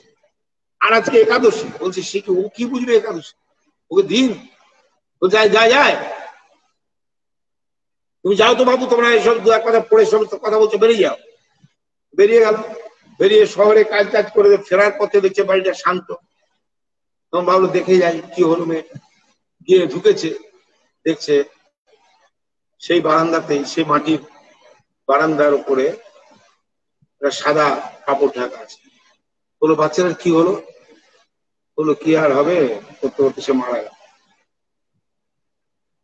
এই সুকুমারী ভট্টাচার্যের ঠাকুরদার বাড়ি ফিরলো না, সোজা চলে গেল শহরে, গিয়ে আমি খ্রিস্টান হবো, হিন্দু ধর্ম থাকবো না। বিদ্যাসাগর কিন্তু এই কাজ করেন। বিদ্যাসাগর সমাজের বুকে থেকে এই সব বিধবাদের কান্না, চোখের জল, ওই যে একটি বাচ্চা মেয়ে মারা গেল, শিশু, তাকে খুব আদর করতেন উনি, মারা গেল, তার উদ্দেশ্যে কেঁদেছেন সারা রাত ধরে, কেঁদে একটা চিঠি লিখেছেন তার উদ্দেশ্যে। আপনারা সেই চিঠি পড়বেন। তুই যদি বেঁচে থাকতিস তোর তো এই জীবন হতো, তোর মরে গিয়ে ভালোই হয়েছে। এই কান্না তাকে দায়বদ্ধ করেছে। এটা কোনো দয়া নয়, এটা কোনো পাণ্ডিত্য জাহির নয়, এটার জন্য তিনি প্রাণ বিসর্জন দিতে প্রস্তুত ছিলেন। বলেছিলেন তো, বিধবা বিবাহ প্রবর্তন আমার জীবনের সর্বশ্রেষ্ঠ কাজ, যদি এর জন্য আমাকে মরতে হয় আমি মরব। বন্ধুগণ, আমরা সমাজের কোন একটা প্রথাকে, খুবই কুৎসিত প্রথা, তার বিরুদ্ধে দাঁড়াতে গিয়ে, ধরুন এই নয়া শিক্ষানীতি, যদি কেউ মনে করেন যে এটা মারাত্মক ক্ষতিকারক হবে, এটা বিদ্যাসাগরের চিন্তা বিরোধী, বিদ্যাসাগরকে উৎখাত করার জন্য এই নয়া শিক্ষানীতি আসছে, যদি বোঝেন তার জন্য আপনি প্রাণ বিসর্জন দিতে প্রস্তুত থাকবেন, তাহলে বিদ্যাসাগরকে স্মরণ করা আমাদের সার্থক। তাহলে এই মানুষটার গলায় ফুল দেওয়ার আমাদের সার্থকতা আছে। নাহলে সার্থকতা কোথায়? এটা তো শুধুমাত্র আমার বক্তৃতা দেওয়ার আসল নয়। আর এই বিদ্যাসাগর যেখানেই গরিবের লাঞ্ছনা দেখেছেন, অসহায়ের আর্তনাদ দেখেছেন, বিশেষ করে নারী সমাজের এই যে বহু বিবাহ প্রথা, বাল্য বিবাহ প্রথা, বিধবা বিবাহের অভাবে এই নারীদের উপরে কি লাঞ্ছনা, অত্যাচার, কি ব্যভিচার চলতো ঘরে ঘরে। আত্মীয়রা, তারপরে তাদের হত্যা করা হতো, সন্তান চলে আসতো এই ব্যভিচারের ফলে। লিখেছেন তিনি, তারপরে তাকে হত্যা করা হোক, তাদের সন্তান যাতে গর্ভপাত ঘটানো যায় তাদেরকে মারা যেত, পুঁতে ফেলা হতো। এবং এই কাহিনী বহু জায়গায় ছিল। এবং এই প্রথা, তার জন্য নারী শিক্ষা দরকার, তার জন্য বাল্য বিবাহ বন্ধ করা দরকার, তার জন্য বহু বিবাহ প্রথা বন্ধ করা দরকার, তার জন্য বিধবা বিবাহ প্রবর্তন করা দরকার। এটা একটা সামগ্রিক পরিকল্পনা তার। এবং তার জন্য তিনি কি চেষ্টা করেছেন, সেই অবস্থায় তার ছেলে একমাত্র পুরুষ সন্তান, বাকিরা মেয়ে। সে ঠিক করলো নারায়ণচন্দ্র যে আমি বিধবা বিবাহ করব। তিনি খুব গর্ব করে বললেন, বাহ, আমি আনন্দিত তুমি এই সিদ্ধান্ত নিয়েছো। বিদ্যাসাগরের বন্ধু কাশিম বাজারের মহারাজা একই সঙ্গে পড়তেন, তিনি বললে যে তুমি এই কাজটা করছো কেন? তুমি একটা সামাজিক প্রথা দূর করতে চাইছো, সেটা ভালো, আমি সই দিয়েছি, কিন্তু তুমি ঘরের ভেতরে ঢোকাচ্ছ, তোমার আত্মীয় কুটুম কেউ থাকবে, এটা তুমি করো না, ছেলের বিধবা বিয়ে দিয়ে দাও। তখনই বিদ্যাসাগর এই কথাটা বলেছিলেন, আমি দেশাচারের নিতান্ত দাস নই। এগুলো তার আর্তনাদ। একটা ব্যবস্থা প্রবর্তন করার জন্য যে বাধা, যে বিপত্তি, বন্ধু বান্ধব ভাইরা, এমনকি বাড়ি যে মাকে তিনি নাকি দেবতার মতো জ্ঞান করতেন, সেই মাও একটা সময় তার জন্য তিনি শেষ 10টা বছর যাননি বিশ্বের মতো। এবং তিনি বলেছিলেন, দেখুন বিদ্যাসাগর ওই ব্যাঘ্র পালিত কুকুর যে গল্পটা লিখেছেন, সেই গল্পটা আপনারা পড়ুন কথামালা। একটা বড় লোকের বাড়ির কুকুর, সে রাত্রিবেলা ছাড়া পায়, জঙ্গলে, পাশের জঙ্গলে ঘুরতে যায়, গিয়ে একটা নেকড়ে বাঘের সঙ্গে দেখা হয়েছে, একদম কঙ্কাল সার। বলছে, কি বাবা তোমার এরকম দশা কেন? বললো, জঙ্গলে কোনো খাবার পাচ্ছি না। তোমার এরকম স্বাস্থ্য কি করে হলো? বলছে, আমার প্রভু আমাকে খুব ভালোবাসে, খুব খেতে দেয় ভালো, চলো তুমি গেলে তোমাকেও দেখ। বলো, আচ্ছা চলো। এই পিছন পিছন আস্তে আস্তে হঠাৎ নেকড়ে বাঘটা পিছন পিছন যেতে যেতে দেখলো ওর গলায় কিসের একটা দাগ। বললো, বন্ধু তোমার গলায় ওটা কিসের দাগ? বললো, এটা আমাকে এই বকলেসের দাগ, শিকল দিয়ে বেঁধে রাখ। ও থমকে দাঁড়িয়ে গেল। বলো, কি হলো, দাঁড়ালে কেন? বলতে, বেঁধে রাখে। বলে যে কথাটা বলছে সেটা খুবই গুরুত্বপূর্ণ কথা, আমি সেটা আপনাদের একটু পড়ে শোনাতে চাই।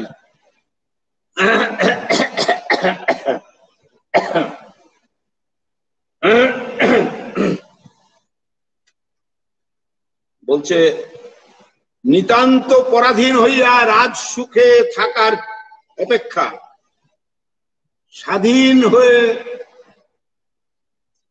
খাদ্যাভাবে মৃত্যু সহস্র গুণে শ্রেয়। নিতান্ত পরাধীন হইয়া রাজ সুখে থাকা অপেক্ষা স্বাধীন অবস্থায় খাদ্যাভাবে মৃত্যুবরণ সহস্র গুণের শ্রেয়। আর অর্থে বললেন বিদ্যাসাগর এই যে ছোটদের জন্য গল্পতে কাকে শিক্ষা দিলেন? আমাদের পরাধীন ভারতের যে মানসিকতায় ব্রিটিশকে প্রভু গণ্য করে তাদের পদতলে আমরা পরাধীন থাকছি, তার জন্য কোনো গ্লানি নেই। তাদের মধ্যে নতুন একটা ভাবাবেগ জাগরণের তিনি প্রচেষ্টা করেননি কি? এবং সেই জন্যই তিনি বলছেন, অন্যত্র বলছেন, যে ব্যক্তি যে দেশে জন্মগ্রহণ করে সে দেশের হিত সাধনে সাধ্যানুসারে সচেষ্ট ও যত্নবান হওয়া তাহার পরম ধর্ম ও তাহার জীবনের সর্বপ্রধান কর্ম। এই যে যুক্তিবাদী চিন্তার প্রসার, যা বিদ্যাসাগর চেয়েছিলেন, সেই জন্য দেখুন যখন কংগ্রেস প্রতিষ্ঠা হচ্ছে 1800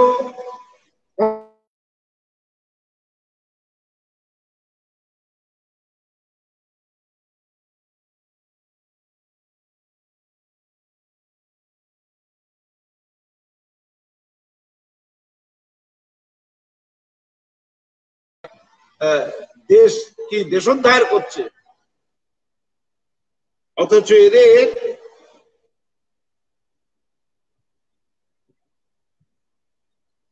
বলছে এরা দেশোদ্ধার করছে, অথচ এদেরকে যদি বলো যে এদের এত মানুষ অনাহারে মরছে, এদের জন্য কিছু ব্যবস্থা করো, কেউ এগিয়ে আসবে না। এই হলো দেশোদ্ধার। তারপর 1886 সালে পরের বছর দ্বিতীয় কংগ্রেস অধিবেশন হবে, তখন একদল বিদ্যাসাগরের কাছে গেছেন বিদ্যাসাগরকে বোঝাতে যে আপনি কংগ্রেসে যোগ দিন। বিদ্যাসাগর বলছেন যে ঠিক আছে, ব্রিটিশকে উচ্ছেদ করার জন্য যদি তরোয়াল ধরতে হয় তোমরা ধরতে পারবে তো, তাহলে আমি তোমাদের সঙ্গে আছি। যখন বলছে তখন সব হৃদকম্প। তখনকার কংগ্রেস ছিল বাস্তবে একটা আবেদন নিবেদনের মঞ্চ। ব্রিটিশের কাছে আবেদন নিবেদন করে কিছু সুযোগ সুবিধা কিছু দেশবাসীর জন্য পাইয়ে দেওয়া যায় কিনা। আর তিনি বলছেন যদি প্রয়োজন হয় তলোয়ার ধরতে পারবে তবে এসো। তখন অনেকে জানলা দিয়ে তাকাচ্ছে বাইরে, পুলিশের গুপ্তচর কেউ শুনে ফেললো কিনা। আর তাদের মুখ দেখে বিদ্যাসাগর বুঝে নিয়েছে, বলছে যেদিন এটা পারবে সেদিন এসো, তোমাদের সঙ্গে আমি তখন দেখব। এই ছিলেন বিদ্যাসাগর। আমি আর ছোট দিয়ে একটি কথা আপনাদের কাছে পরিবেশন করে আমি আপাতত এই বিষয়টি শেষ করতে চাই। দেখুন, বিদ্যাসাগরের এই যে বিধবা বিবাহের জন্য তার বন্ধু অক্ষয় দত্ত জানেন যে বিদ্যাসাগরের কত ঋণ হয়েছে, কারণ অনেকে ঠকিয়েছে। অনেকে তখন দেখছে বিদ্যাসাগর জেনেছে, সবাই জেনেছে যে বিদ্যাসাগর যাদের বিধবাকে বুঝিয়ে বিয়ে দিচ্ছে, তাদের গ্রাম থেকে তাড়িয়ে দিচ্ছে, তাদের জীবন ধারণ কি করে করবে বিদ্যাসাগরের টাকা দিয়ে তাদের প্রতিপালন করতে হচ্ছে। অনেক কিছু লোভী লোক এই বিধবা বিয়ে করবো বলে এসে বিদ্যাসাগরের কাছে আসছে, এসে টাকা নিচ্ছে, নিয়ে সেই মেয়েটাকে নিয়ে গিয়ে তারপরে বিক্রি করে দিচ্ছে পতিতালয়। বিদ্যাসাগর কাঁদছেন, এরকম অনেককে ঠকিয়েছে। বিদ্যাসাগরের প্রচুর ঋণ হয়ে গেছে। একদিকে সিপাহী বিদ্রোহের পরে 35টা যে স্কুল প্রতিষ্ঠা হলো, ইংরেজরা বললো না সাহায্য দিতে পারবো না, যা সাহায্য দেবো বলেছিলাম ও স্কুল সব বন্ধ করে দিন। বিদ্যাসাগর বলছে বন্ধ করে দিতে যদি বলেন তাহলে আমি নিজের পয়সায় চালাবো, কিন্তু বন্ধ করতে পারি না। যে কথা আমি দিয়েছি আমাকে স্কুল পরিচালনা করতে, আমাকে চালাতে হবে। আর এইগুলো করতে গিয়ে বিদ্যাসাগরের বিরাট ঋণ হয়ে গেছে। সেই অবস্থায় যখন ঋণগ্রস্ত বিদ্যাসাগর, তার বন্ধু তার থেকে 2-3 মাসের বড় অক্ষয় দত্ত, বিদ্যাসাগরের চিন্তায় তিনি একমত, কিন্তু বিদ্যাসাগর যে কর্মপ্রচেষ্টা এবং জীবনপাত করে যেভাবে সমাজ ব্যবস্থা পরিবর্তনের জন্য সংগ্রাম, সেখানে খুবই অসুস্থ অক্ষয় দত্ত, অনেক অল্প বয়সে মারাও গেল। তিনি তো সেই সময় থাকতে পারছেন না তার সঙ্গে। তিনি তখন তার কাগজে একটা বিজ্ঞাপন দিয়েছেন যে আপনারা জানেন বিদ্যাসাগর মহাশয় বিধবা বিবাহ প্রবর্তন করতে গিয়ে আর প্রচুর খরচ করে তিনি আজকে ঋণগ্রস্ত। এই বিপুল পরিমাণ ঋণ শোধ করা তার পক্ষে অসম্ভব। তাই যারা সাহায্য করবেন তারা আপনারা আর্থিক সাহায্য পাঠান। বিদ্যাসাগর সেই সময় গ্রামে ছিলেন, গ্রাম থেকে ফিরে এসে তার হাতে কাগজ পড়েছে, সঙ্গে সঙ্গে অক্ষয় দত্তর কাছে গেছে, তুমি এই বিজ্ঞাপন কেন দিয়েছো? বলছেন যে এই বিজ্ঞাপনের ফলে দেখো এত টাকা জমা পড়েছে। বলছে আমি তো তোমাকে বিজ্ঞাপন দিতে বলিনি, এটা তো আমার দায়, আমি মনে করেছি এটা আমার কাজ, আমি সেটা করার জন্য জীবন বাজি রেখেছি, এর দায় আমি অন্যের উপরে চাপাবো কেন? দেখুন, যেটা বলছিলাম, দয়া নয়, দায়বদ্ধতা। আর এই দায়বদ্ধতায় বিদ্যাসাগর তখন অক্ষয় দত্তকে বললেন সমস্ত টাকা ফেরত দাও যাদের টাকা নিয়েছো, আমি যেভাবেই হোক ঋণ পরিশোধ করব। এই বিদ্যাসাগরের ব্যাপক দুর্ভিক্ষ দেখে বিদ্যাসাগর ম্যালেরিয়া দুর্ভিক্ষ বিদ্যাসাগর ছুটে গেছেন বর্ধমানে, কয়েক ডজন গরুর গাড়িতে খাবার নিয়ে আর ওষুধপত্র নিয়ে গেছেন, বিলি করছেন। এর মধ্যে শুনলেন ওই পাড়ার একটা মুসলমান বাচ্চা ছেলে মারা গিয়েছে, তার বাবা কাঁদছে। তাকে সান্ত্বনা দিতে গিয়েছেন, গিয়ে সেই ছোট্ট ফুটফুটে বাচ্চাটাকে করে তুলে নিয়ে বিদ্যাসাগর কাঁদছে। এবং এরকম ঘটনা অনেক আছে। একটা মুসলমান মানুষ তার বউকে নিয়ে এসে বলছে আমার ঘর থেকে উচ্ছেদ করে দিচ্ছে, আমার কোনো খাওয়ার পয়সা নেই, আমি বাড়ি বাড়ি ঘুরেছি, কোনো সাহায্য পাইনি, আপনি কিছু সাহায্য করুন। বিদ্যাসাগর বলছেন ঠিক আছে সাহায্য করব। তুমি আজকে খেয়েছো? বলছেন না। তোমার কি খেতে ভালো লাগে বলো? বলছে লুচি আর দই। তিনি বলছেন এই লুচি আর দই বানাও, দই দাও, লুচি বানাও, দাও, পেট ভরে খাও তোমরা। বলছে প্রতি রবিবারে এসো, এখানে লুচি দই খেয়ে যাবে, আর এই নাও টাকা, আর এই ঘর ভাড়াটা আমি কথা বলে দেবো, আমি দেবো, তুমি যেখানে ঘরে থাকো। এরকম ঘটনা অসংখ্য আছে, অসংখ্য।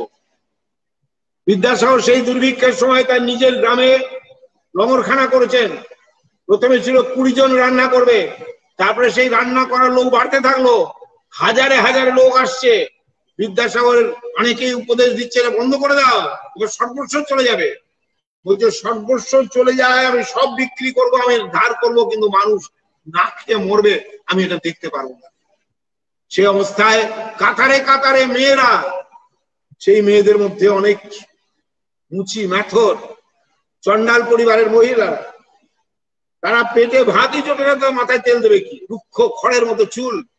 বিদ্যাসাগর বলছে ওদের মাথায় একটু তেল দিত, ওদের হাতে, এই তোমরা তেল মার। তা তারা যারা দিচ্ছে তারা তো উচ্চ বর্ণের, তারা এত দূর থেকে দিচ্ছে, পাছে ছোঁয়া লেগে যাবে, তেল হাতে কিছু করছে, কিছু মাটিতে পড়ছে। বিদ্যাসাগর প্রচন্ড রেগে গিয়েছে, রেগে গিয়ে বলছে আমার হাতে দে। হাতে দিয়েছে, বিদ্যাসাগর তাদের মাথায় মাখিয়ে দিচ্ছে। আপনি চিন্তা করতে পারেন সেই সময়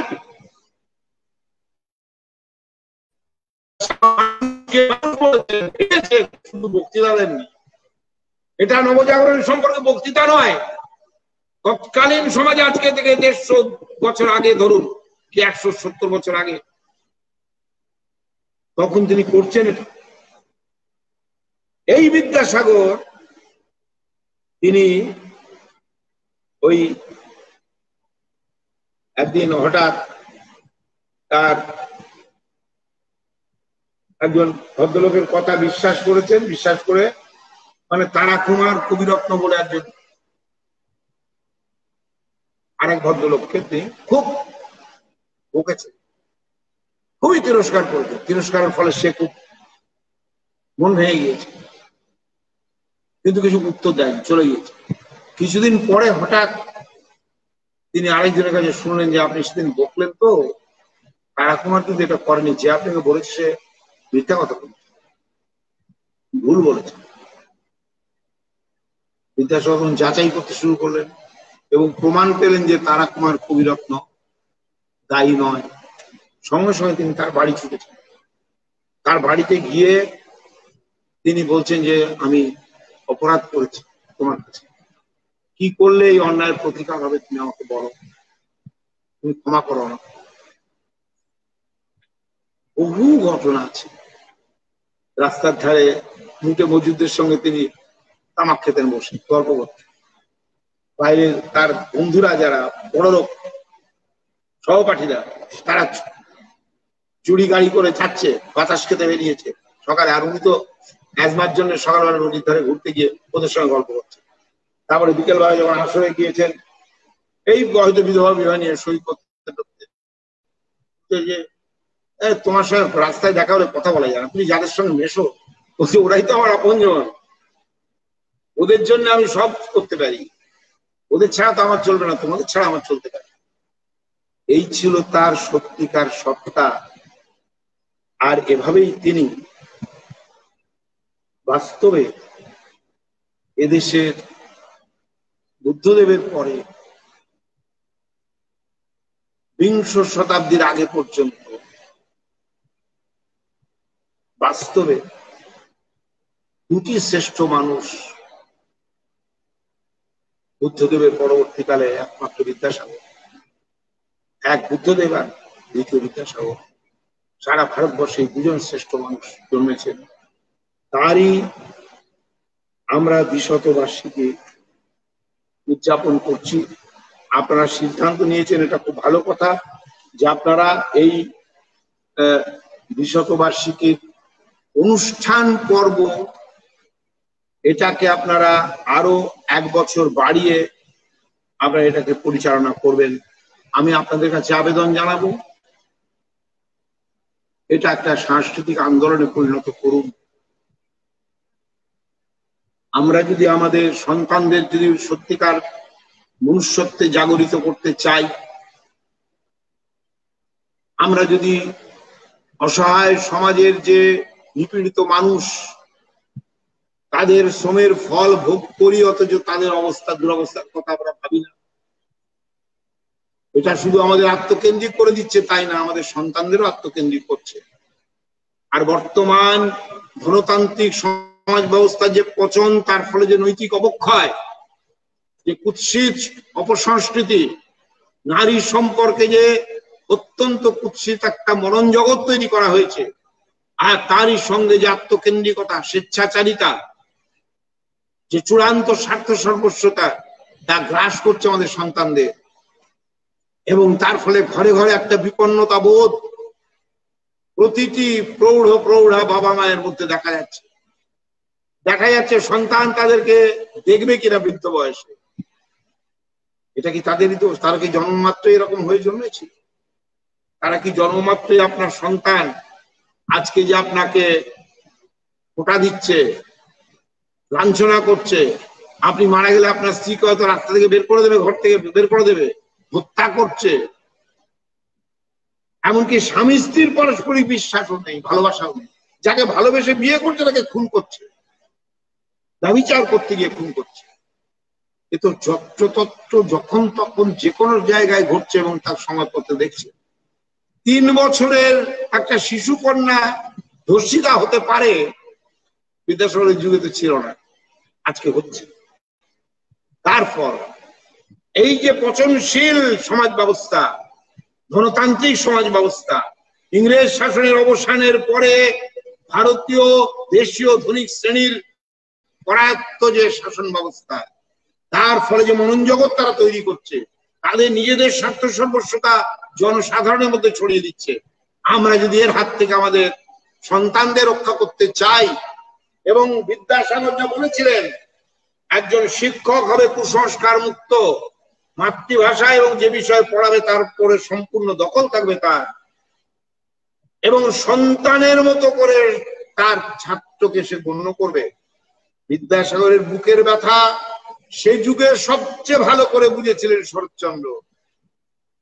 তাই শরৎচন্দ্র বিদ্যাসাগরের আকাঙ্ক্ষা, প্রত্যাশা, আমাদের দেশের নরনারীর প্রতি যে প্রত্যাশা ছিল, তাকে তার সাহিত্যে রূপ দিয়েছেন। শুধু অরক্ষণীয়ার কথা আমি বলেছি, শুধু অরক্ষণীয়া নয়, তার সমস্ত সাহিত্যই বিদ্যাসাগর যে পার্থিব মানবতাবাদী নবজাগরণের চিন্তায় মানুষকে তৈরি করতে চেয়েছেন, শরৎচন্দ্র তাকে বাস্তব এবং কল্পনা দিয়ে মিশিয়ে এই আদর্শের ভিত্তিতে সেই চরিত্র তৈরি করেছেন। আমি বলবো তারই ফসল হলো পণ্ডিত মশাই, সেই বৃন্দাবন। আপনারা এই প্রতিজ্ঞা যদি নেন বিদ্যাসাগরকে শ্রদ্ধা করতে, সেই বিদ্যাসাগর চরিত্রের একটা অংশ যদি আমি আমার মধ্যে স্থাপন করতে পারি, আমার ছাত্রদের মধ্যে, অভিভাবকদের মধ্যে, তাদের সন্তানদের মধ্যেও যদি মনুষ্যত্ব জাগরণ ঘটাতে পারি, যদি অসহায় মানুষের প্রতি মমত্ববোধ এবং দায়িত্ববোধ জাগাতে পারি, এবং তাদের পাশে যদি দাঁড় করাতে পারি, এই সমাজের পরিবর্তনের জন্য আরো একটা বিদ্যাসাগরের মতো লড়াই দরকার মনন জগতের। তা যদি আমরা করতে পারি, তবেই এই এসটি এর যে আলোচনা সভা তা সার্থক হবে। এবং সত্যি রামেন্দ্র সুন্দর দ্বিবেদী বলেছিলেন, তিনি এত বড় আর আমরা এত ক্ষুদ্র। মাইক্রোস্কোপে যেমন ছোট জিনিসকে বড় দেখায়, বিদ্যাসাগর এমন একটা এরকম বিপরীত একটা যন্ত্র, যার পরিমাপ থেকে আমাদেরকে দেখলে একটা অতি ক্ষুদ্র পরমাণুর মতো মনে হয়। স্পর্ধা থাকে না বিদ্যাসাগর সম্পর্কে আমরা আলোচনা করি। বাস্তবে সেই মন থেকে আপনারা যদি প্রত্যেকেই ভাবেন, প্রত্যেকেই যদি সামাজিক ক্ষেত্রে আপনাদের শিক্ষায়তনে যারা অবসরপ্রাপ্ত তারা তাদের সামাজিক পরিমণ্ডলের মধ্যে যদি বিদ্যাসাগরের মনোভাব থেকে প্রতিটি ভবিষ্যৎ নাগরিককে নতুন মূল্যবোধে জাগরিত করতে পারেন, নতুন মনুষ্যত্ববোধে জাগরিত করতে পারেন এবং সামাজিক সমস্ত অবিচারের বিরুদ্ধে তাদের মনকে সেই অজেয় পৌরুষ এবং অক্ষয় মনুষ্যত্বের অধিকারী করার সাধনায় যদি ব্রতী হতে পারেন, আমি মনে করব আপনাদের এই আলোচনা সভা সার্থক হবে। আমাদের বিদ্যাসাগরকে প্রণাম করাটা আন্তরিক হবে, এটুকু বলে আপনাদের সকলের প্রতি আমি কৃতজ্ঞতা জানি। আমাকে যে বিদ্যাসাগরের প্রতি শ্রদ্ধা জানানোর সুযোগ করে দিয়েছে সেই জন্য আপনাদের প্রতি কৃতজ্ঞতা জানিয়ে মহামানব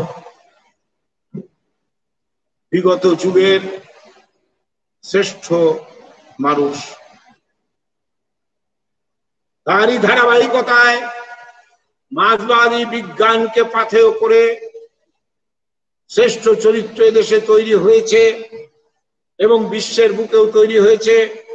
বিদ্যাসাগরের মনোভাবকে ব্যতি রেখে তার চরিত্র এবং তার চিন্তাকে অনুশীলনের মধ্যে দিয়ে তার সমস্ত সার অংশ গ্রহণ না করে আগামী দিনের শ্রেষ্ঠ চরিত্র হতে পারে না।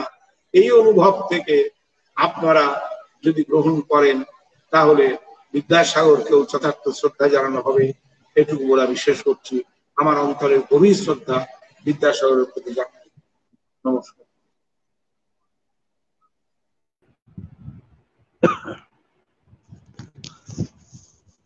আমরা সত্যি বাকরুদ্ধ। জীবনব্যাপী নিরলস চর্চা ব্যতীত এই ধরনের বিশ্লেষণ সম্ভব নয়। আমরা অত্যন্ত কৃতজ্ঞ সৌমেন বাবুর কাছে যে আমাদের চূড়ান্ত পর্যায়ের এই যে আলোচনা, তিনি মুখ্য আলোচক। আমরা সত্যি সমৃদ্ধ হলাম। আমরা অত্যন্ত কৃতজ্ঞ সমিতির পক্ষ থেকে এবং আপামর শিক্ষক সমাজের কাছ থেকে আমরা আশা করব এবং এই আন্দোলনকে বিদ্যাসাগর চর্চা, বিদ্যাসাগরের মনন চিন্তন, তাকে অনুসরণের মাধ্যমে আগামী দিনের প্রকৃত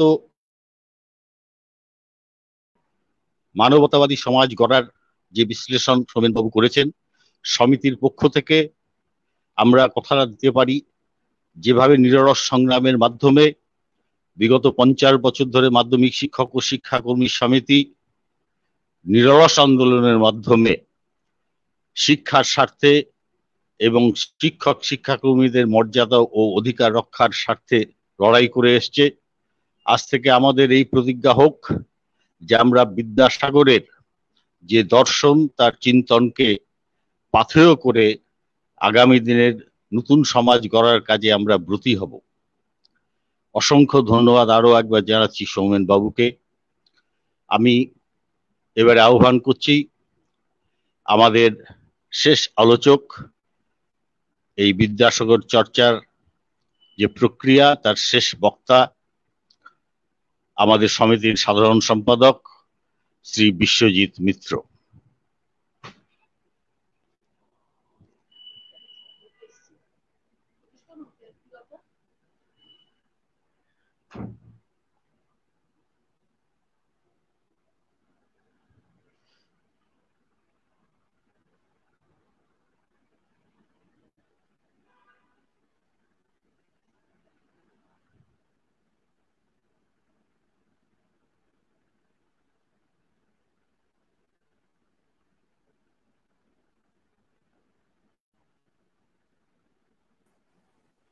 আনমিউট করুন।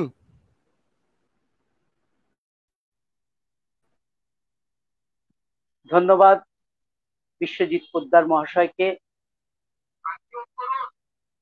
আমি সমিতির পক্ষ থেকে কৃতজ্ঞতা প্রকাশ করছি আজকের মুখ্য আলোচক সৌমেন বসু মহাশয়কে। তিনি যেভাবে আমাদের সামনে বিদ্যাসাগরের জীবনের সংগ্রাম, তার সাধনা, তার শিক্ষা তুলে ধরলেন। সেই শিক্ষা নিয়েই আমাদের চলতে হবে। সৌমেন বাবুর আলোচনার পর খুব বেশি আলোচনার বিষয় আমার আছে বলে মনে হয় না। আমার মনে হয় আমরা তার জীবন সাধনা নিয়ে তিনি যেভাবে বলেছেন সেইভাবে আমরা যেন সংগ্রামটা চালিয়ে যেতে পারি, সেই শপথ আমাদের গ্রহণ করতে হবে। শুধু একটি কথা আমি বলবো, আজ থেকে 201 বছর আগে বিদ্যাসাগর যে সমাজে থেকে লড়াইটা শুরু করেছিলেন, স্বপ্ন দেখেছিলেন, স্বপ্ন দেখিয়েছিলেন, সেদিনের ভারতবর্ষ ধর্মীয় গোড়ামি, কুসংস্কারাচ্ছন্ন ভারতবর্ষ, তার থেকে 200 বছর পেরিয়ে এসে আজ আমরা আমাদের দেশে যা দেখছি তাতে মনে হচ্ছে যে তার স্বপ্ন বাস্তবায়িত করতে, সফল করতে তার মতো করে আজকে আমাদের সংগ্রামকে চালিত করতে হবে।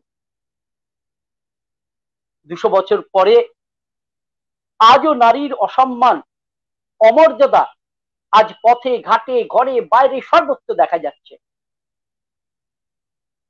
হ্যাঁ, এই কথাটা ঠিক, বিদ্যাসাগরের সময়ের পরে আমাদের চারপাশে অনেক বিদ্যালয় হয়েছে, স্কুল হয়েছে, আমরা অনেক অজস্র শিক্ষক রয়েছি, কিন্তু অভাব রয়ে যাচ্ছে মানুষের। বিদ্যাসাগর যেভাবে প্রকৃত মানুষ গড়ার সাধনায় ব্রতী ছিলেন, বিদ্যাসাগর যেভাবে প্রকৃত মানুষ গড়ে তুলতে চেয়েছিলেন,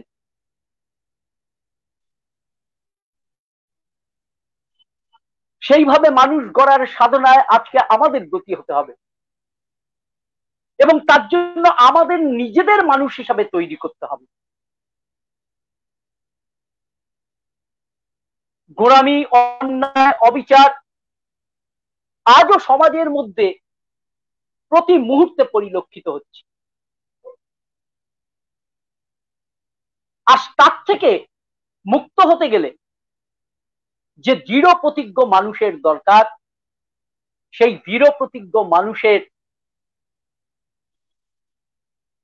সৃষ্টি করার জন্যই বিদ্যাসাগরের চিন্তা ও পাথেয়, বিদ্যাসাগরের ভাবনা, বিদ্যাসাগরের দর্শন,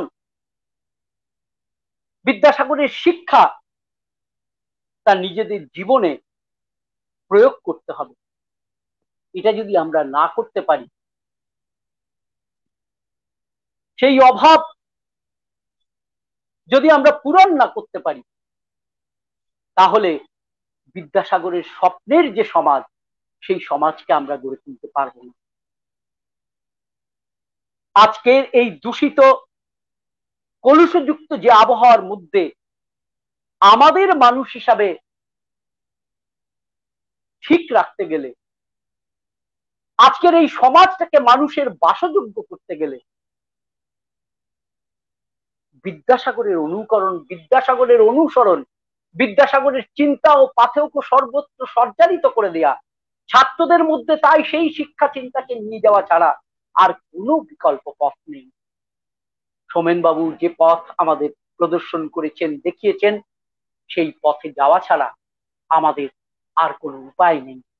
সেই পথ, সেই সাধনায় আমাদের ব্রতী হতে হবে, আমাদের নিজেদেরকে তৈরি করতে হবে, সাথে সাথে আমাদের ছাত্র ছাত্রী, আমাদের চারপাশের মানুষজনদের কাছে সেই সংগ্রামের বার্তাটা পৌঁছে দিতে হবে। এইটুকু বলে আমি আমার বক্তব্য শেষ করছি। আমি আবার আমাদের সমিতির পক্ষ থেকে, সমিতির জন্মলগ্নে প্রথম সম্মেলনের যিনি অন্যতম রূপকার ছিলেন সৌমেন বসু মহাশয়কে অসংখ্য কৃতজ্ঞতা জানাচ্ছি, আর অন্তরের অন্তঃস্থল থেকে শ্রদ্ধা প্রণাম জানাচ্ছি বিদ্যাসাগর মহাশয়কে। এইটুকু বলে আমি আমার বক্তব্য শেষ করলাম। নমস্কার।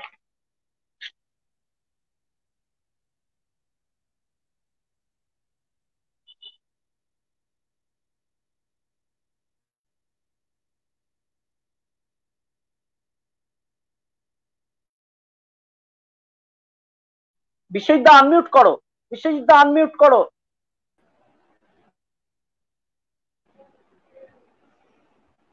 আমরা এই ধারাবাহিক বিদ্যাসাগর চর্চায় বিভিন্ন বিষয়ের উপরে বিশিষ্ট বক্তাদের পেয়েছি। আজ এই চূড়ান্ত আলোচনায় আমরা সত্যিকারেরই একজন বিদ্যাসাগরের প্রকৃত অনুরাগী অধ্যবসায়ী একজন গবেষক সৌমেন বাবুকে পেয়েছি। তার বক্তব্যের জন্য আমাদের কৃতজ্ঞতার সীমা নেই।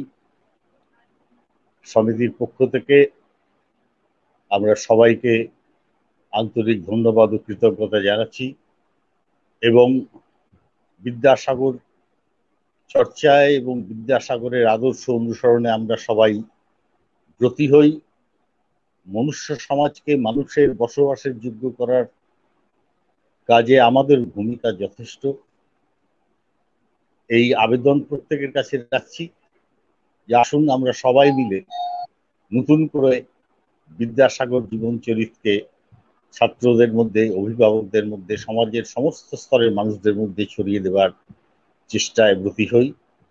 এই কথা বলে সংশ্লিষ্ট সবাইকে ধন্যবাদ এবং কৃতজ্ঞতা জানিয়ে মাধ্যমিক শিক্ষক ও শিক্ষাকর্মী সমিতি আয়োজিত ধারাবাহিক বিদ্যাসাগর চর্চার এই অনুষ্ঠানকে আমরা শেষ করছি। মাধ্যমিক শিক্ষক ও শিক্ষাকর্মী সমিতি জিন্দাবাদ।